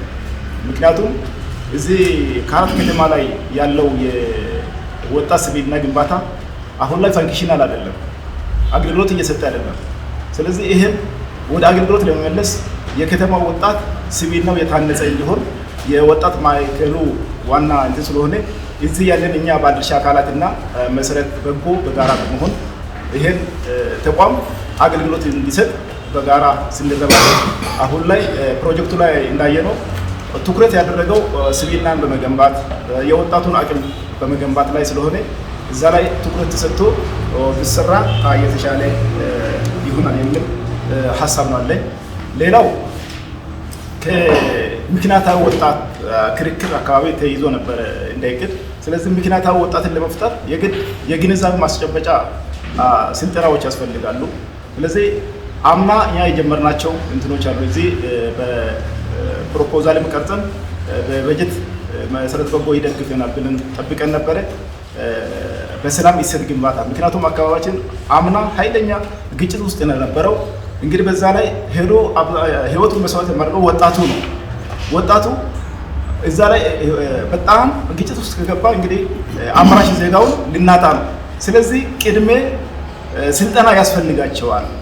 ግጭት ምን ያህል መጥፎ እንደሆነ ወጣቱ ተገንዝቦ ነገሮችን በምክንያታዊነት እያስደገፈ ወደ ግጭት ከመግባቱ በፊት የራሱ ሀሳብ ይዞ ለሀገር የሚጠቅመውን አሳሰብ ይዞ ሲቪልናው የተገነባ እንዲሆን በዋናነት በዛ ላይ እንድንሰራ አምናም የተወሰነ እንትን ጀምረን ነበር ከመሰረተ በጎ ጋር፣ ግን አምና እድሉን አላገኘንም። አሁን የፕሮጀክቱ ዋና ታርጌት አድርጎ ስለቀረበ በዚህ ዓመት ላይ የተሻለ ከመሰረተ በጎ ጋር እንሰራለን የሚል እምነት ስላለን በሰላም እሴት ግንባታው ሌሎች ወጣቶችን የማካተቱ ጉዳይ በብሔራዊ ፖሊሲ ላይ ወጣቱ ግንዛቤ አግኝቶ በዋናነት እንዲንቀሳቀስና እንዲሁም የወጣት አደረጃጀት ከቀበሌ እስከ ዞን መዋቅር ድረስ አሁን ላይ የነበረው ፋንክሽናል አይደለም። ይሄም ወቅቱን የጠበቀ አደረጃጀት አልተደራጀም። ስለዚህ አሁን ላይ ፕሮጀክቱ የወጣት አደረጃጀትን ለማጠናከር ታርጌት አድርጎም ስለመጣ ከፕሮጀክቱም ጋር ከዚህ በፊት እያጋጠመን ያለው የፋይናንሻል እንትን ነው።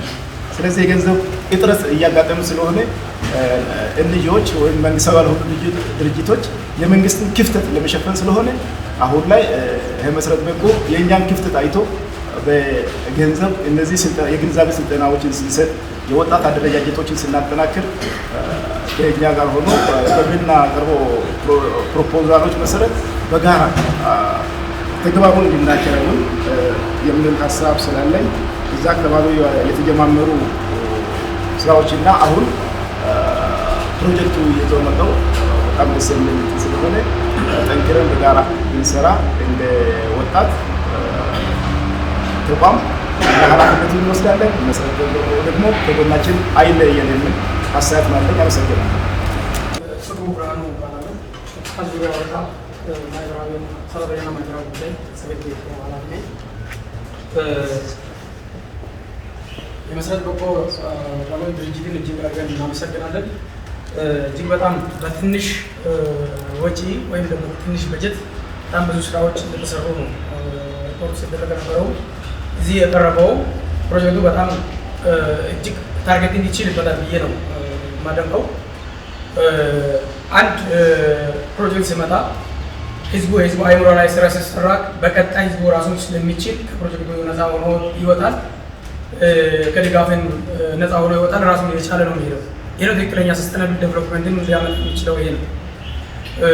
ብዙ ካፒታል ማለ ነዋይ ስለተንቀሳቀሰ አይደለም ፕሮጀክት ስኬት እንደሚደረገው። ታርጌቱ የሰው አይምሮ ሲቀየር ሰው ከዛ በኋላ ራሱን ችሎ ሲሄድ ነው እና እጅግ በጣም የሚበረታታ ነገር ነው። ትንሽ ገንዘብ ሰው ኃይል ላይ ስራ ሰርቶ ማሰራት መቻል ትክክለኛ ታርጌት ነው ብዬ ነው እንትን ብሎ ለምሳሌ እንደዚህ በነፃ የሚሰጡ ብዙ ድጋፎች እርዳታ ምናምን የሚባሉ ብዙ ነገሮች ጠባቂነትን ነው በአብዛኛው የሚያሳድጉት አይምሮ ላይ ስለማይሰራ ማለት ነው። ብዙ 15-16 ዓመት ሰው ሴፍቲኔት የተጠቀመ ነው የኖረው። ግን አይምሮ ላይ ስላልተሰራ ራስን ለውጣለሁ ብሎ ሳይሆን ሁሉ ጊዜ እዛ ውስጥ ይሽቀዳደማል። ሁሌ እኔም መዘገባለሁ ክርግር እንደውም በጣም አስቸጋሪ ነገር ነው የሚፈጠረው እና አይምሮ ላይ ብዙ ስላልተሰራ ነው። ብዙ ካፒታል ነው የሚወጣው። አሁን ግን እንደዚህ በትንሽ ካፒታል ብዙ ሰው አይምሮን የሚቀይር የወጣትን አይምሮ የሚቀይር ነገር መስራት ከዛ በኋላ ወጣቱ ራሱን የቻለ ለህብረተሰቡ አንቀሳቃሽ ኃይል እስከሆነ ድረስ ወደፊት ልማትን ማረጋገጥ የሚችልበት ሁኔታ ስላለ እጅግ በጣም ደስ የሚል ስለሆነ እናመሰግናለን። መነሳሳት በመፍጠር ምናልባት አሁን ዲጂታል ቴክኖሎጂውን ሲንጎራይዝ አድርጎ ሌላውን ከልማት ጋር ወጣቱ ከሚያነሳው ጥያቄ ጋር ማስተሳሰሩ ቀጣይ ብዙ ነገር ይመልሳል ብዬ እገምታለሁ። በደንብ ከተሰበሰበ መረጃው እና በደንብ ከተሰራበት የሚመለከታቸው ስቴክሆልደሮች በሙሉ ባለድርሻ አካላት በሙሉ ከሰሩበት ትልቁ የሀገራችን ችግር የሆነ ወጣቱን በልማት አለማሳተፍ ስለሆነ ወጣቱ የሚያነሳው ነገር ብዙ ጊዜ ተቀባይነት ስለማያገኝ ብዙ ጊዜ ግጭቶች በሀገራችን ይስተዋላሉ። እነዚህ ነገሮችን ለመቅረብ አይምሮ ላይ በመስራት እውነት ራሳቸው ወጣቶች ጥያቄ ሲያነሱ ምላሽ ጭምር ከራሳቸው ጭምር ማግኘት በሚቻልበት ሁኔታ ላይ ማደራጀት ተገቢነት ያለውና ሀገራችንን ማሻገር የሚቻልበት ሁኔታ ይፈጠራል ብዬ እጅግ አምናለሁ። ስለዚህ አሁን የተጀመረው ነገር እጅግ በጣም የሚበረታታ ነገር ነው፣ እናደንቃለን። ነገር ግን ምናልባት ሳላነሳው ማላልፈው ነገር ኮንሶ አካባቢ እንግዲህ ባለፉት የተወሰኑ ዓመታት በተስተዋለው ግጭት ብዙ ሰዎች በተለይ እናቶችና ህጻናት ችግር ተዳርገዋል። አቅራቢያችን ካራቱ ዙሪያ ላይ ለምሳሌ አሁን ፕሮጀክቱ ካራቱ ዙሪያ ላይ ማለት ቱሩ አካባቢ የተፈናቀሉ ሰዎች አሉ። እነዚህ የተፈናቀሉ አካላትን መንግስት ለማደራጀት መልሶ ለማቋቋም ጥረት እያደረገ ነው ያለው። የተለያዩ ግብረሰናይ ድርጅቶችም ጊዜ ያሉ አሉ። ነገር ግን አቅም እስካሁን ድረስ ሁሉንም የሚያዳርስ አይደለም ያለው። እነዚህ ሴቶችና ህጻናትን እንግዲህ በጣም ተጋላጭ ናቸው፣ ከወንድ በላይ ተጋላጭ ናቸው ሴቶችና ህጻናት። ያ ምናልባት በዛ ላይ ፕሮጀክቱ ትኩረት ሰጥቶ በቀጣይ የሚያስበው ነገር ቢኖር እነዛን ወደ ቤታቸው ለመመለስ መጠላቸው ገቡ ድረስ የማገዝ ስራ ፕሮጀክቱ አንድ አካል አድርጎ በቀጣይ ደግሞ አድርጎ ብረዳ የሚል ነገር ነው ያለኝ። እኔ በጣም ደስ ብሎኛል። የሰራተኛና ማህበራዊ ኃላፊ ሆኜ ትላንት ነው ቢሮ ተረከብኩት። ዛሬ ደግሞ በዚህ ጉዳይ ላይ ካየኋቸው ካነበብኳቸው ሰነዶች እና ዛሬ የቀረበው ነገር እጅግ በጣም ተመሳሳይ ነገር ስለሆነ አብረን እንሰራለን። እጅግ በጣም ደስ ብሎኛል። እናመሰግናለን።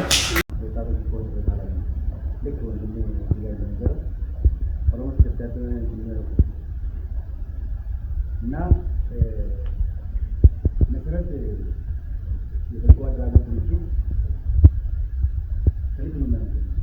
ለምን እንዲህ ሀገር እንደ መንግስትም ትኩረት መሰጠት ያለበት የትኛው ሲቪል በኢትዮጵያ ትልቅ ኢሹ ሆኖ ትልቅ የዲፕሎማ ወይም ትልቅ የፖለቲካ ውጤት የሚያመጣው የትኛው ነው ተባለ ከዚህ ቤት ያለው ፋይር ስቴጅ ላይ ያለው ወጣቶች ተቀምጠው ፖዚቲቭና ኔጌቲቭ አሉ። ወጣት የራሱን ኢንተረስት ለማሟላት ይጨርሳል። ነገር ግን ማግኘት ያለበት ሲያጣ ሌላ ማለት ነው። በዛ ሰዓት የፖለቲካ ወይም የመልካም አስተዳደር ችግር በየአካባቢ ላይ እንዲነሳ ይችላል ማለት ነው። ቀደም ሲል የከተማ አስተዳደር ፕራይቬት ፈጠራና ንግድ ዋስትና ወይም ፕራይቬትና ኢንዱስትሪ ላይ ነው ስራ እየፈጠረ ነው ወጣት ማለት ነው። ወጣትን ሲታደራጅ ዊዚ ኢንተረስት ነው እየመጣ ያለው ኢንተረስት ነው ደግሞ አችል። ስለዚህ ይሄን አድርግልኝ ብሎ ተወጥራል። የማይደረግ ከሆነ ነገሩን በትኖ ነው የሚወጣው። ከዚህ በኋላ ሌላ ኬዝ እንደሚፈጠር ደግሞ ፖሲብሊ ኤክስፔክት ማድረግ ይቻላል ማለት ነው።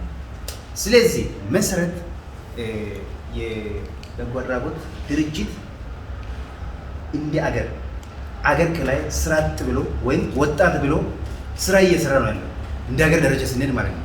ስለዚህ እንደ ሀገር ደረጃም ትኩረት ተሰጥቶ ወጣቱ ፕሮዳክቲቭ እንዲሆን ብቻ ኢንቴንሽኑን የሆነ ያስተሳሰቡ ብቻ መቀየር ሳይሆን ፋይናንሻሊ ለራሱ መደገፍ ያለባቸው ነገሮች ይመስላል። ከዚህም በኋላ ማለት ነው ሌላ አማራጮች ስራ እየተፈጠረላቸው በቃ በመንግስት እየተደገፉ የሆነ ነገር ሲባል ነው እንጂ አስተሳሰቡን ከቀየርክ በኋላ ለጥቅም ሰርቶ ኢንካም የሚያገኝበት ነገር መኖር አለበት።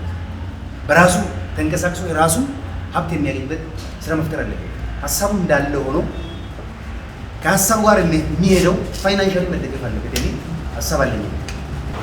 አቶ መስፍን አለ የፕሮግራሙ ማናጀራችን የሚመቸው የኛ አቶ ተበደሉ የቪዲዮ አለ ቪዲዮ ሊድ አፕሊካንት ነው ለነሱና የተቀመራቸው ሚዲያ ላይ ነው አስተያየት የሰጡት። ሚዲያ ስል ሶሻል እንበላለን ሶሻል ሚዲያ አሁን እንግዲህ ተጨማሪ የሚዲያ ምን መሰለኝ ሁላችሁም ብትሰሙኝ መተኛት አይፈቀድም። ስሙ የሚዲያ ችግር የተፈጠረበት ሶሻል ሚዲያ ከመምጣቱ በፊት አይደለም አይደል?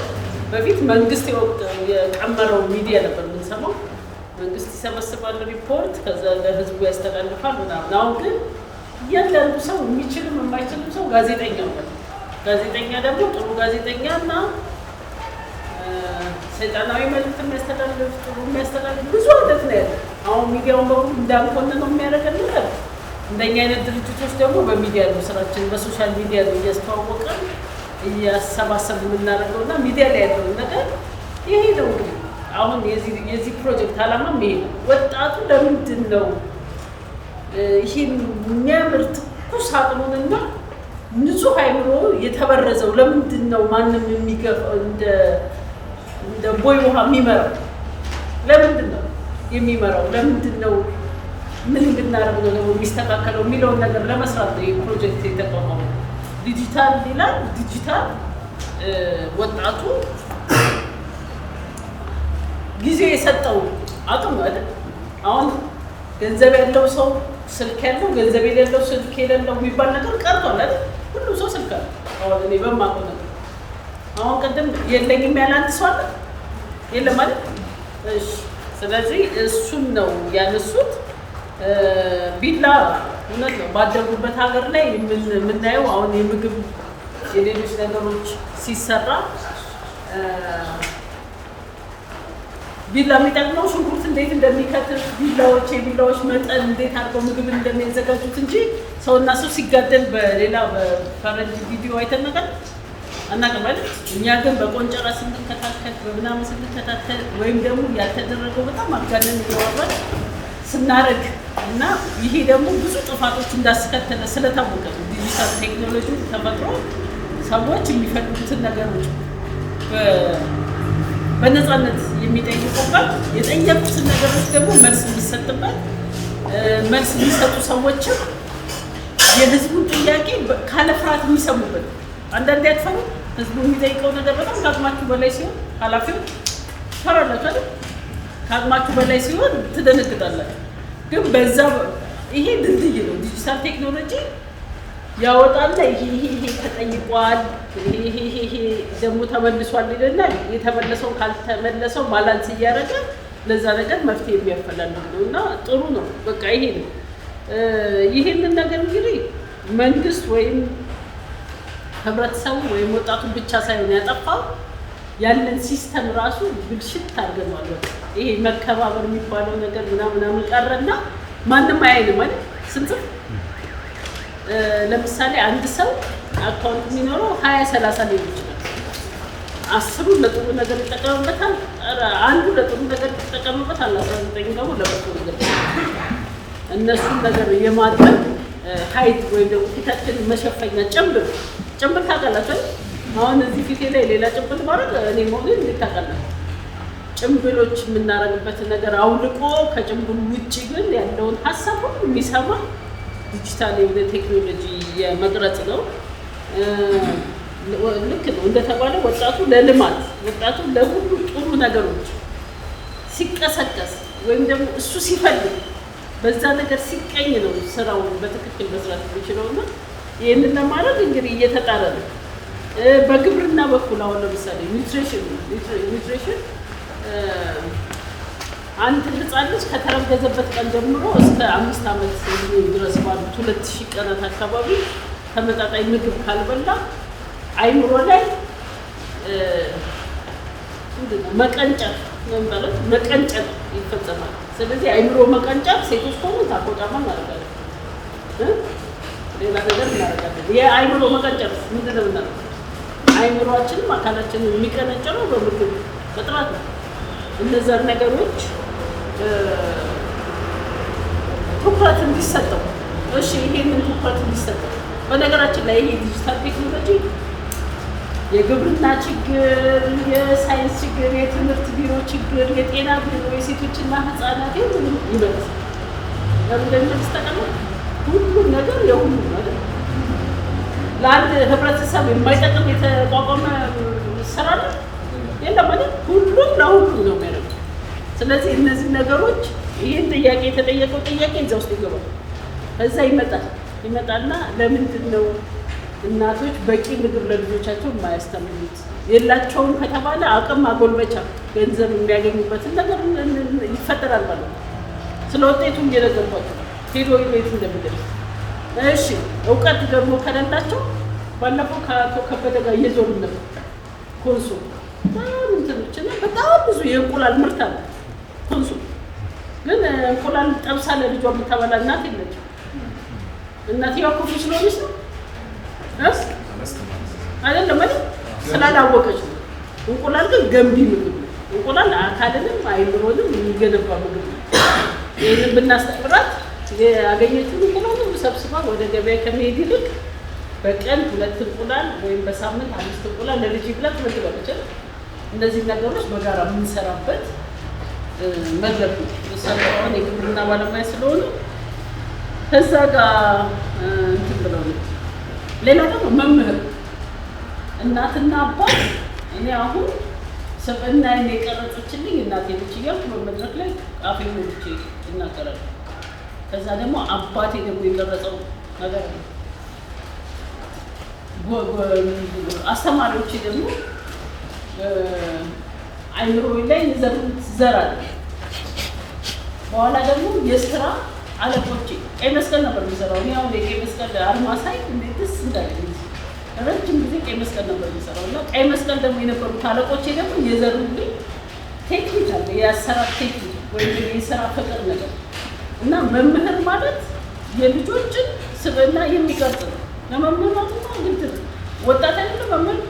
ስለዚህ ይመለከተው ላይ ይመለከተው ላይ በዲጂታል ቴክኖሎጂ ልጆቼን እኮ ይላል ትምህርት ቤት ተማሪዎቼን ማላስተምረው በቂ ቾክ ስለሌለኝ ደግሞ ይጽፋል። በቂ ቾክ የሚገኝበትን ነገር መፈለግ ነው።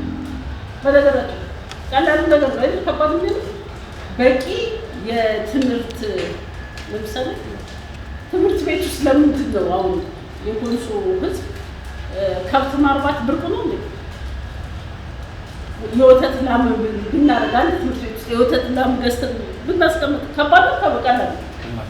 ቀላል ማለት ልጆቹን እዛ እንዲያደርጉ ያንን ገንዘብ አሰባስበን ፈልገን ወይ መንግስት ካለው ከመንግስት ጋር ከሌለው ከህብረተሰቡ ሰብስበን አንድ ለማድረግ ቀን ልጆች ምግብ እንዲበሉ ብናደርግ ኒውትሪሽን ተመለሰ።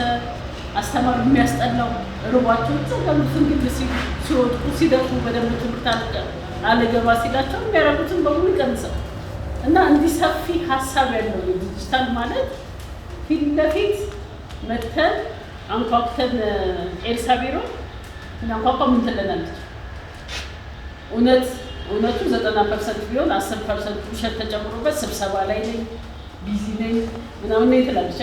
አሁን ሲስተም ተዘረጋባት። ኤልሳ ጋር የሚጠየቁ ጥያቄዎች በሙሉ በቴክኖሎጂ ይሄዱና መጥቶ ፊቷ ላይ ይችላል። ስለዚህ የመመለስ ግዴታ ሌሎቻችን ደግሞ መጠየቅ መብታችን ነው። የጠያቀው መልስ ደግሞ አብሮ ማመላለስ የጠያቂዎቹ ግዴታ ይሆናል። መብትና ግዴታችን ባላንስ ላይ ሲቀመጥ ሁለታችንም እኩል ፔጅ ላይ ካለ ችግሮቻችን እኩል ባይታችበት ምንም ነገር ይባል። በጎ ፈቃድ አገልግሎት የመሰረት የበጎ አድራጎት ድርጅት 90% ስራ የሚሰራ በበጎ ፈቃድ አገልግሎት። ዛሬ እንዳጋጣሚ አንድም የበጎ አድራጎት የበጎ ፈቃድ አገልጋይ አብሮኝ አልመጣም እንጂ ሁሌ እንደምላችሁ እኔና አንድ የድርጅቱ ሰራተኛ ይመጣል። ሌሎቹ 5ም 3ም ብንመጣ የበጎ ፈቃድ አገልጋዮች ናቸው። እዚህ ድረስ እንኳን መጥተው የማገልገል ብቃት አላቸው። እዛ ባላቸው ሙያ ያገለግላሉ። የበጎ ፈቃድ አገልግሎት ገንዘብ የማይከፈልበት ይህን ነው አሁን እያምታታን ያስቸገርነው ነገር። የበጎ ፈቃድ አገልግሎት ከግቦም ጋር ከክፍያም ጋር በጎ ፈቃድ የሚያገለግል ሰው በጣም የተወሰነች ከህይወቱ ላይ 10% 20% በጣም ያነሰች ጊዜና ብዙ ፍቅር ጨምሮበት የሚያገለግለው ነገር ነው። ለምሳሌ ሰራተኛ ከሆነ በሳምንት አንድ ቀን ቅዳሜ ወይም እሑድ ለአንድ ሰዓት ለሁለት ሰዓት ይሄ ነገር እሰራለሁ ብሎ ቃል የሚገባበት የሚሰራበት ነው የሚያደርገው።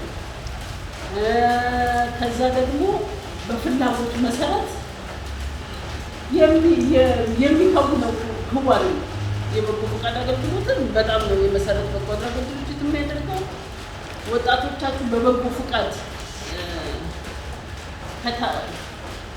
የበጎ ፈቃድ ኮንሴፕቱ ሲገባቸው የሚያመጡት ለውጥ አሻራቸው እንዳለበት ስለሚያውቁ እየወደዱት ይሄዳሉ። እኛ አሁን ብዙ ጊዜ መድረክ ላይ ስንወጣ የትም ስንወጣ እስከ አሁን ለነበሩት ለ10 ዓመታት እስከ 10 ዓመታት ውስጥ አንድ ቀን ብቻ ላገለገሉ ወጣቶች ሁሉ እውቅናና ምስጋና እንሰጣለን። ከዛ ደግሞ ቀላል ነገር ከአራት ኮንሶ ዞን አሁን እንደ ዞን የተቋቋመ አዲስ አደረጃጀት አለ። ግዴታ ማስቀመጥም ትችላላችሁ። በክረምት ወይም እናንተ ግብርና ጋር የተገናኘ ነው ስራችሁ። ግብርና በሌለበት ሰዓቱ ቀለል ባለበት ሰዓት የተወሰነ ሰዓት አሁን እኛ ጋር 30 ደቂቃ ግዴታ አንድ ሰው መስራት አለበት። 30 ሰዓት አንድ ሰው የበጎ ፈቃድ ደብዳቤ ለማግኘት 30 ሰዓት ግዴታ ከ30 ሰዓት የተወሰነ መሆን አለበት። ሁሉ ቀን አመት እስከ አመት የበጎ ፈቃድ አገልግሎት ትክክል አይደለም። ምክንያቱም አንዱ ራሱን ያልቻለ ሰው ሌላ ሰው መሸከም ይችላል። የራሱ ሰዓት፣ የራሱ ጊዜ፣ የራሱ ገንዘብ ማግኛ ጊዜ ሊኖር ይገባል። የበጎ ፈቃድ አገልግሎት በነፃ የሚደረግ የነፃ የፈቃድ አገልግሎት ስለሆነ ከሳምንት ውስጥ አንድ የተወሰነ ሰዓት ከአመታት ውስጥ ደግሞ አንድ የተወሰነ ወር ብቻ የሚሰራ ነው ማለት ነው። ካለበለዚያ ግን እንደገና በጎ ፈቃድ አደረጋለሁ ቢል ውሸት ነው። እንዳታምኑ እሺ፣ እንዳታምኑ አንተ ብለህ አስበህ ከመቼ እስከ መቼ ምንድን ነው የምትሰራው ተብሎ በትክክል መሰራት አለ። ሌላ ደግሞ የሁለት ኮምፒውተሮች ድጋፍ ደስ ያለኝ ነገር እየደነገጥኩ ነበረ። አመዝን ስጠይቀኝ እንዴ እነዚህ ኮምፒውተሮች የደረሱ ተመቷል ግን አልተቀበሉበትም። ሌላ ትልቅ ታዲያ ደግሞ ልንገራችሁ፣ ሀብታችንን በትክክል ካልተጠቀምበት ይሄ ነው ብክነት። በቃ ልክ እንደ ወጣትነታችን ወጣትነት ካለፈ በኋላ ከየት አባቱ ይመጣል እንደገና ብንጨረው እንደ ጊዜ ያልተጠቀምበት ንብረት ሁሉ ትክክል አይደለም። አሁን ለምሳሌ ለ10 ያህል እንዳልሳሳት ለ10 ያህል የወጣት ማህበሮች የኢንተርኔት አገልግሎት ሞደሞች፣ ማጠናከሪያ ሰፖርተሮች ያደርጋሉ። አሁን ራሱ 2 ኮምፒውተር ተጨማሪ ነበር። ስለዚህ 4 ኮምፒውተር ይሆናል። በዛው ሪፖርት ይሄዳል። ሌላ ደግሞ 2 ስልክ አለ። አንድሮይድ ስልክ 2 ስልኮች አሉ። አሁን የኛ ባለሙያዎች ሄደው የሚያመጡት እንደሱ ደግሞ ተጨማሪ ድጋፎች አሉ። ግን 10 ድርጅቶች 10 የወጣት ማዕከሎች ከ3ቱም ቴማቲክ ኤሪያዎቻችን ላይ የኢንተርኔት አገልግሎት እንዲያገኙና የአፕግሬድ እንዲደረግ ካላቸው ደግሞ ለምሳሌ እዚህ ያለው የስንት ሜጋባይት 1 ከሆነ ወደ 3 ከሆነ ወደ 6 የማሳደግም ስራ ይሰራል።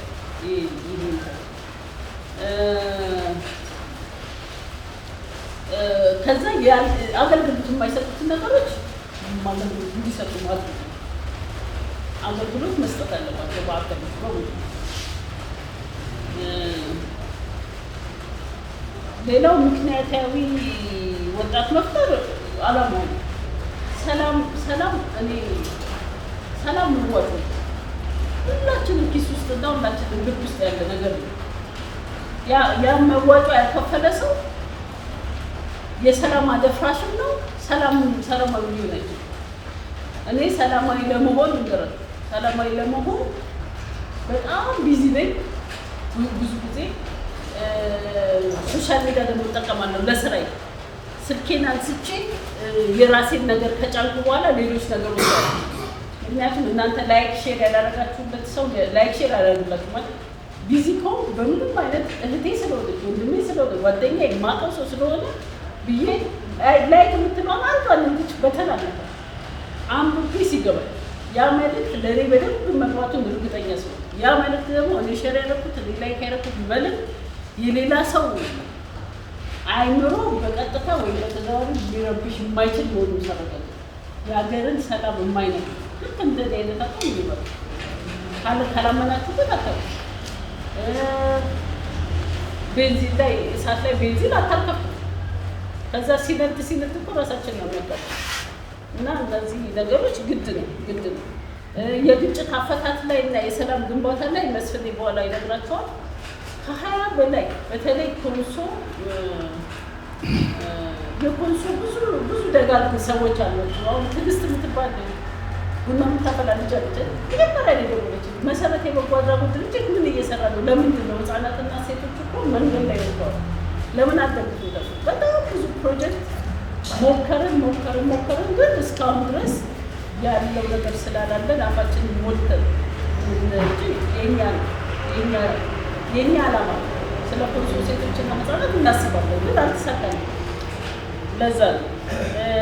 ከዛ ውጭ ደግሞ የሰላም አንዱ ቴማቲክ ላይ ተለቀቀ ሲል ፒስ ቢልዲንግ የሚላል ሰላምን መገንባት ወይም ደግሞ ሰላምን መዝራት።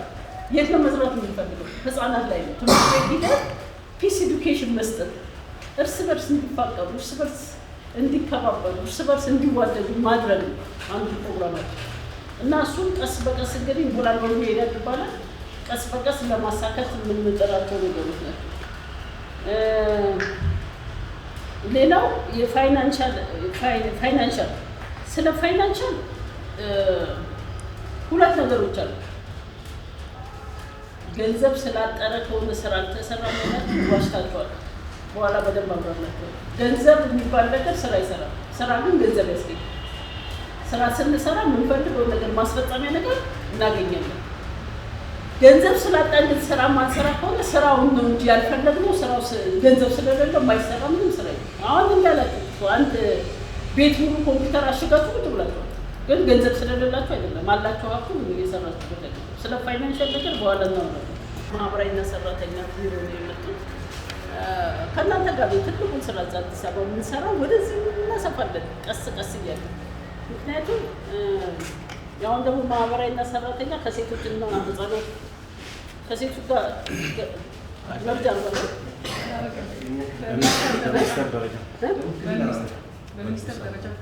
በሚኒስተር አዲስ አበባ ግን እንደዛ አይነት ነገር አለ። አንድ ላይ ሲሆን ደግሞ የበለጠ ስራውን ለማሳለጥ ችግሩን እየፈቱ ለመሄድ ሴቶች ችግር አለባቸው። ግን ምንድን ነው የሚፈታው? የስራ አጡ ቁጥር ሲበዛ አገር ተናወጠ ትላላችሁ። የስራ አጡ ቁጥር ደግሞ የሚቀንሰው ምንድን ነው የሚለው ለመነጋገር ይጠቅማል። እና ምንድን ነው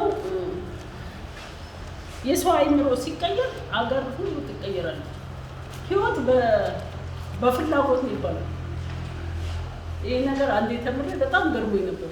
እና ድሀ መሆን የፈለገ ሰው ነው ድሀ የሚሆነው፣ ሀብታም መሆን የፈለገ ሰው ሀብታም ይሆናል። ለእኛ ይርቃላል ስላለ በደንብ ተምረን ስናስበው ራዕይ ያለው ሰው የሆነ ትንሽ ነቃ ያለ አይምሮ ሰው ሁል ቀን ሲቀየር ታያላችሁ። ዝም ብላችሁ አስቡ። እና አይምሮ ሲቀየር አገር ይቀየራል። አይምሮ ሲቀየር ራስ ይቀየራል።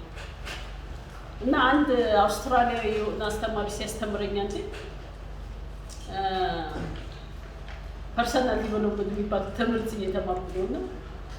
እናቴ ያለ በጣም ጨንቃቃና ጨዋጊ ነበረች አለ። በጣም እናቴ ስለምታስጠላኝ ጠዋት ከቤት ለመውጣት በጣም ነው ቸኩሏል። እና አንዳንዴ አልጋኝ ሳላነጥፍ እወጣለሁ። ከዛ ያው ስመጣም አንጥፌን በወጣ ትጨቀጭቀኛለች፣ ሳላነጥፌን በወጣ ትጨቀጭቀኛለች። እና ይህንን ስልጠና ወሰድኳል። ላይት ሂር ሊደርሺፕ ይባላል። የብርሃን ፍጥነት ወይም ደግሞ የብርሃን የአይነት ነገር ነው ትርጉሙ በአማርኛ ያለበት ማለት ነው።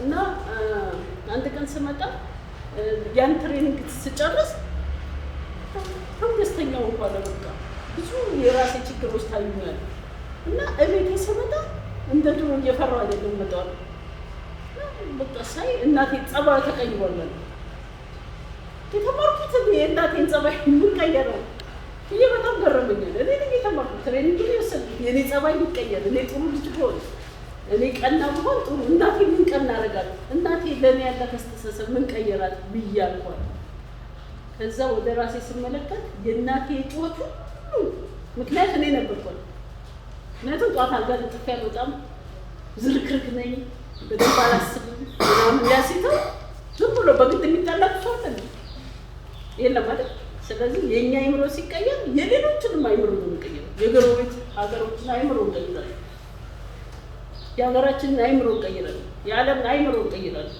እና አይምሮ ላይ መስራት ትክክለኛ ስለሆነ ነው የምንሰራው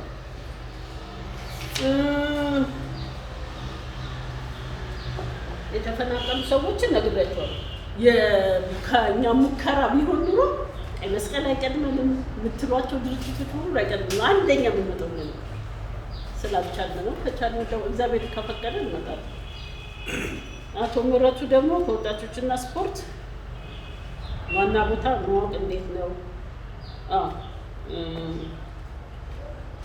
ወጣቶች ሲደረጅ በፍላጎት መሆን አለበት ግዴታው ግን ፍላጎቱን ራሱ ያውቀዋል ቀደም አይሞት ጥያቄ ጠየቅነው ለዚህ ነው ፍላጎታችንን ራሳችን እንድናውቅ ማለት አንድ ሰው ራሱ ካልሞላ አንድ ባሊ ካልሞላ ፈሶ አጠገቡ ያለውን አትክልት አያጠጣም ራሳችን ካልሞላን ራሳችንን ካላወቀን ራሳችን ፍላጎታችንን ካላወቀን ሌላ ሰው የኛን ፍላጎት አውቆ ሊፈታልን አይችልም ስለዚህ ይሄ ትክክለኛ ነገር ነው ስናደራጅ በፍላጎቱ ነው ግን ፍላጎቱ ሁሉም ሰው ነው ያው ሴቶችን ስናደራጅ ምንድነው የምትፈልጊው እንጀራ መጋገር ማለት እንጀራ እየጋገረች ሁሉ የመንደሩ ሰው ስችል ማን ነው የሚገዛው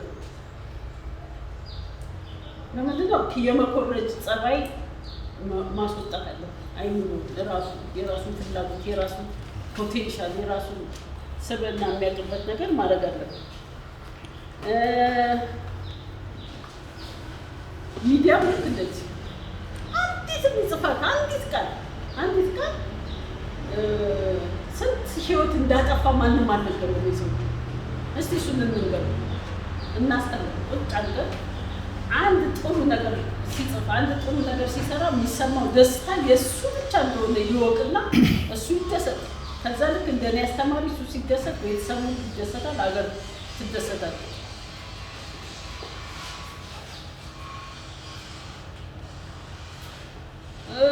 ሚዲያ ብቻ አይደለም አፋችንን ለስድብ መጠቀም የለብንም አፋችንን እስቲ በየትኛው ሃይማኖት ተሰዳደቡ ብሎ ይፈቀደ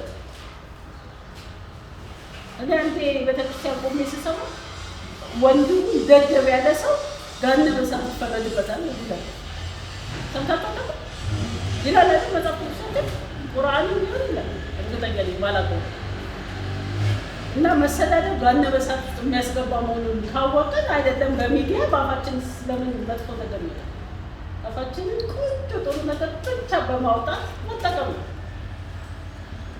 አንዱ ስጋ መሸጫ የስጋ ብልት አይደለም ሄዶ ጥሩ ብልት የምትለው ነገር ንገረኝ ነው በጣም ጥሩ የሚባለው ብልት ከበሬ የት ምናምን ሲል እትጋሩ ምላስ ይሰጣል ጥሩ የሚባለው በጣም መጥፎ የሚባለው እስቲ ብልት ስጠኝ ነው አሁን ምን የሰጠኝ ይችላል በጣም ጥሩ ብልት ምላስ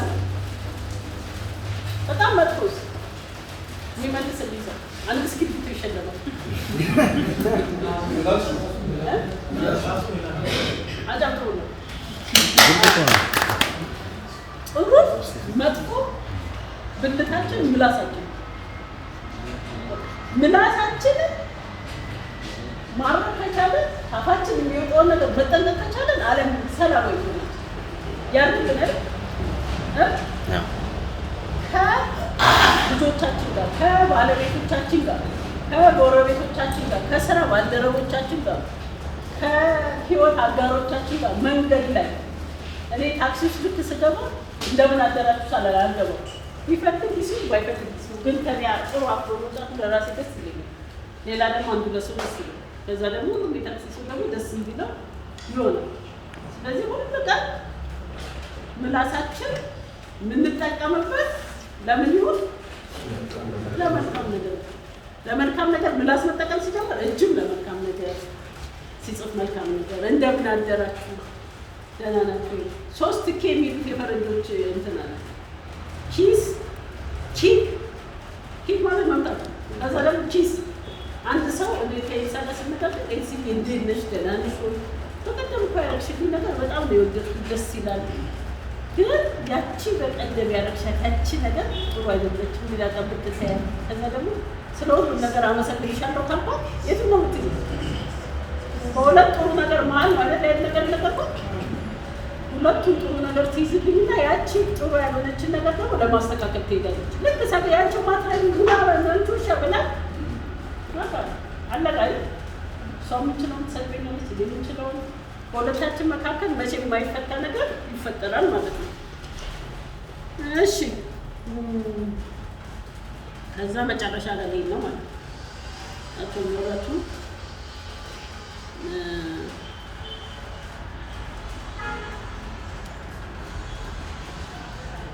የፋይናንሻል ነገር እንዳልኳችሁ ፋይናንስ እንትን ፋይናንስ የኤንጂኦ ፋይናንሶች ፕሮጀክቱ ጋር ሲፈራረሙ እያንዳንዱ ነገር ተሰፍራ ነው የምትሰጠው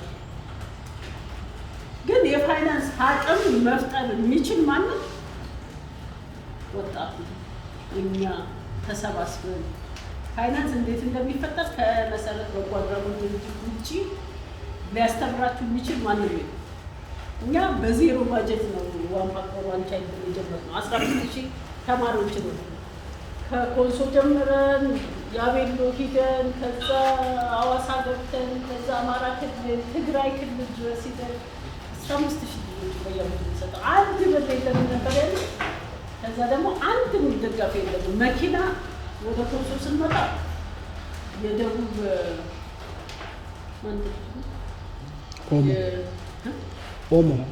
ኦሞ ትራቡ አንድ ሀገር ያሉ ልጆች ነው የሚሰጠው አምጣ መኪና አምጣ ሹፌር አንተ ለዳጅ ምን ተቀበሏል ኦሮሚያም ስንሄድ የኦሮሚያን ባለሀብት እንጠይቃለን ትግራይ ስንሄድ የትግራይ ባለሀብት እንጠይቃለን እዛ ስንሄድ ሰው በስስ ግልቱ ከገባ ይሰጣል ከዛ ነገሮች ይሰጣል ተሻለ ስለዚህ ፋይናንሻል ሌላ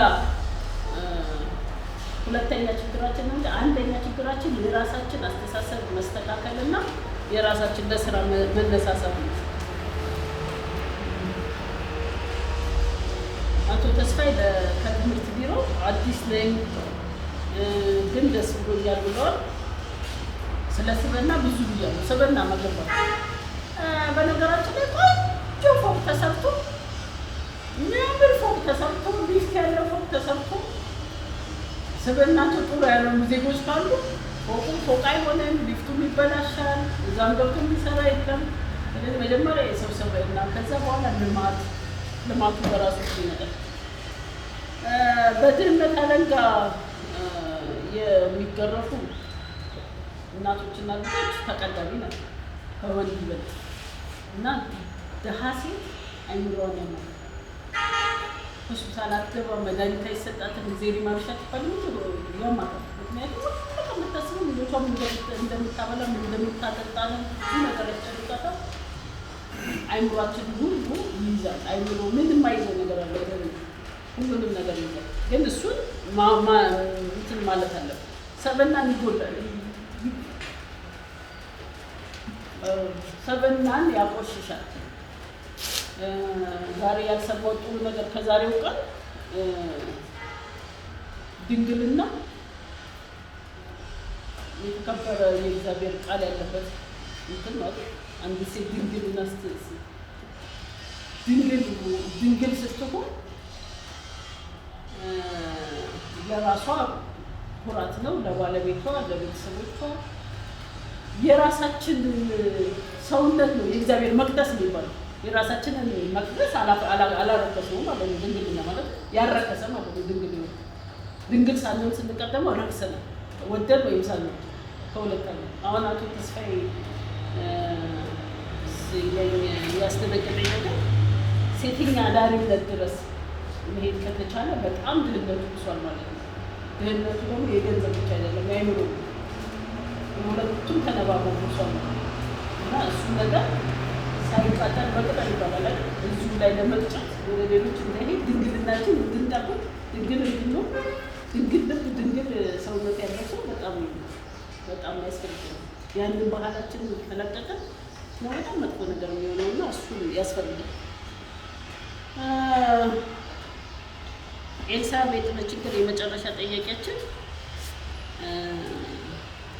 ያው ምስክርነትሽን ሰጥተሽናል። መማር ያለብን ነገር አለ። ተሽከርካሪ መቷል። አቤት መለመን ስንወድ አንደኛ ሞተር እስቲ ስጡ እስቲ ምንበሉ እና አሁን ስም እናመጣችሁ አቶ እንትለኝ ይችላል። አሁን ያው መለመናችሁ ነገር አንቺ መስጠት ስለተተይምና አልተፈታም። ግን ትንሽዬ ተስፋ ያለን የ6 ወሯን ፕሮጀክት በትክክል ከጨረሰ ይህንን ቻሌንጅ በደንብ ጽፈን ወደ 12 ፕሮጀክት ስንሄድ ምናልባት ይሆናል እንጂ ኤልሲ ስንለምንሽ መስጠት ሁላችሁ ስጡ። ሌላ ክላሪቲ ቅድም ብያለሁ። በቃ የኮንሶ ስራ ሪፖርቶች በሙሉ ከናወጡት ገንዘብ ከነ ጊዜያቸው ላይ ይሰራል። በቃ እንኳን ነገራችሁ ይህንን ሲስተም እንትን ማለታችን ጥሩ ነው። ሊስታቸው ደግሞ የእውነቷ ነው። 2 ወረዳ ላይ ነበር ከነአና ካራ ላይ የሚሰራው። አሁን ደግሞ ካራ ዙሪያ ወረዳ ተጨምሮበታል 3። እነዛ ምን ሰሩ ምን አረጉ? እንግዲህ ጌታ በደንብ የምታስፈልጉት እነማን ናቸው? 15 ሰዎች አንዱ ውስጥ አለ አንድ ምሰጥ እስቲ የሪፖርት ዩዝ ሪፖርተሮች የመጣት 2 ተወካይ ነው የመጣው ማለት የሰሩ ለምን ተወካይ ራሳቸው ነው ለምን አይመጡም? ሁሉም አልተጠሩም። 2 ነው የከናነሽ የካራት ዩዝ ሪፖርተር የካራት እሺ ምን ሰራችሁ? ምን ነበር ዩዝ ሪፖርተር ምን ማለት ነው? በሬዲዮም ስለ ኮንሱሚያ ተናግረን በኮቪድ ዙሪያ ላይ ጮክ ቤት ትንሽ በኮቪድ ዙሪያ ላይ በኮንሱሚያ ሰርተናል። ያው ብዙ ነገር ተናግረን መሰረት ያለችው ማለት የሰራነው አጋጣሚ የኮቪድ ሰዓት ነበረ። እኛ በተሰጠን መሰረት ያው በኮንሰኛም በአማርኛም በየሻይ ቡና ቦታ እንደዚህ ሰው በተሰበሰበበት ቦታ ያለውን ትምህርት ሰጥተናል። ስለ ግጭትም አስተምረናል። ማለት ግጭት በእንትን እንደማያስፈልግና ያው በመቀራረብና በመጠየቅ የሆነ ነገር ማግኘት እንደምትችል በዛ ልክ ወጣቶችን እኔ በበኩሌ ብዙ ወጣቶችን አስተምራለሁ፣ ራስም ተምሬበታለሁ። እሺ ያንተ ግሩፕ ካንተ ጋር ያሉ 8ቱንም ታውቃቸዋለህ? አዎ አውቃቸዋለሁ። ስለዚህ ስም ዝርዝራቸውን ለሚፈልጉት ትሰጣለህ ማለት ነው። ችግር የለም እሰጣለሁ። ይሄው ነው እናንተ አላገኛችሁም ስም ዝርዝር ግን 15 ልጆች አሉ። አሁን ደግሞ የካራት ወረዳ ዙሪያ ወረዳን ስለጨመር ሌላም ተጨማሪ ሰው ያስፈልገናል። እናንተ ለነሱ ታግዙላላችሁ። ሌላ ወጣቶችና ሴቶችና ህፃናት ይሄ ሁሉ የሰላም የህፃናትና የሴቶች ሌሎችም ነገሮች ላይ ስራ ላይ ታግዙናላችሁ። ስለዚህ እነሱ እንዲያውቋችሁ ፈልጌ አመሰግናለሁ።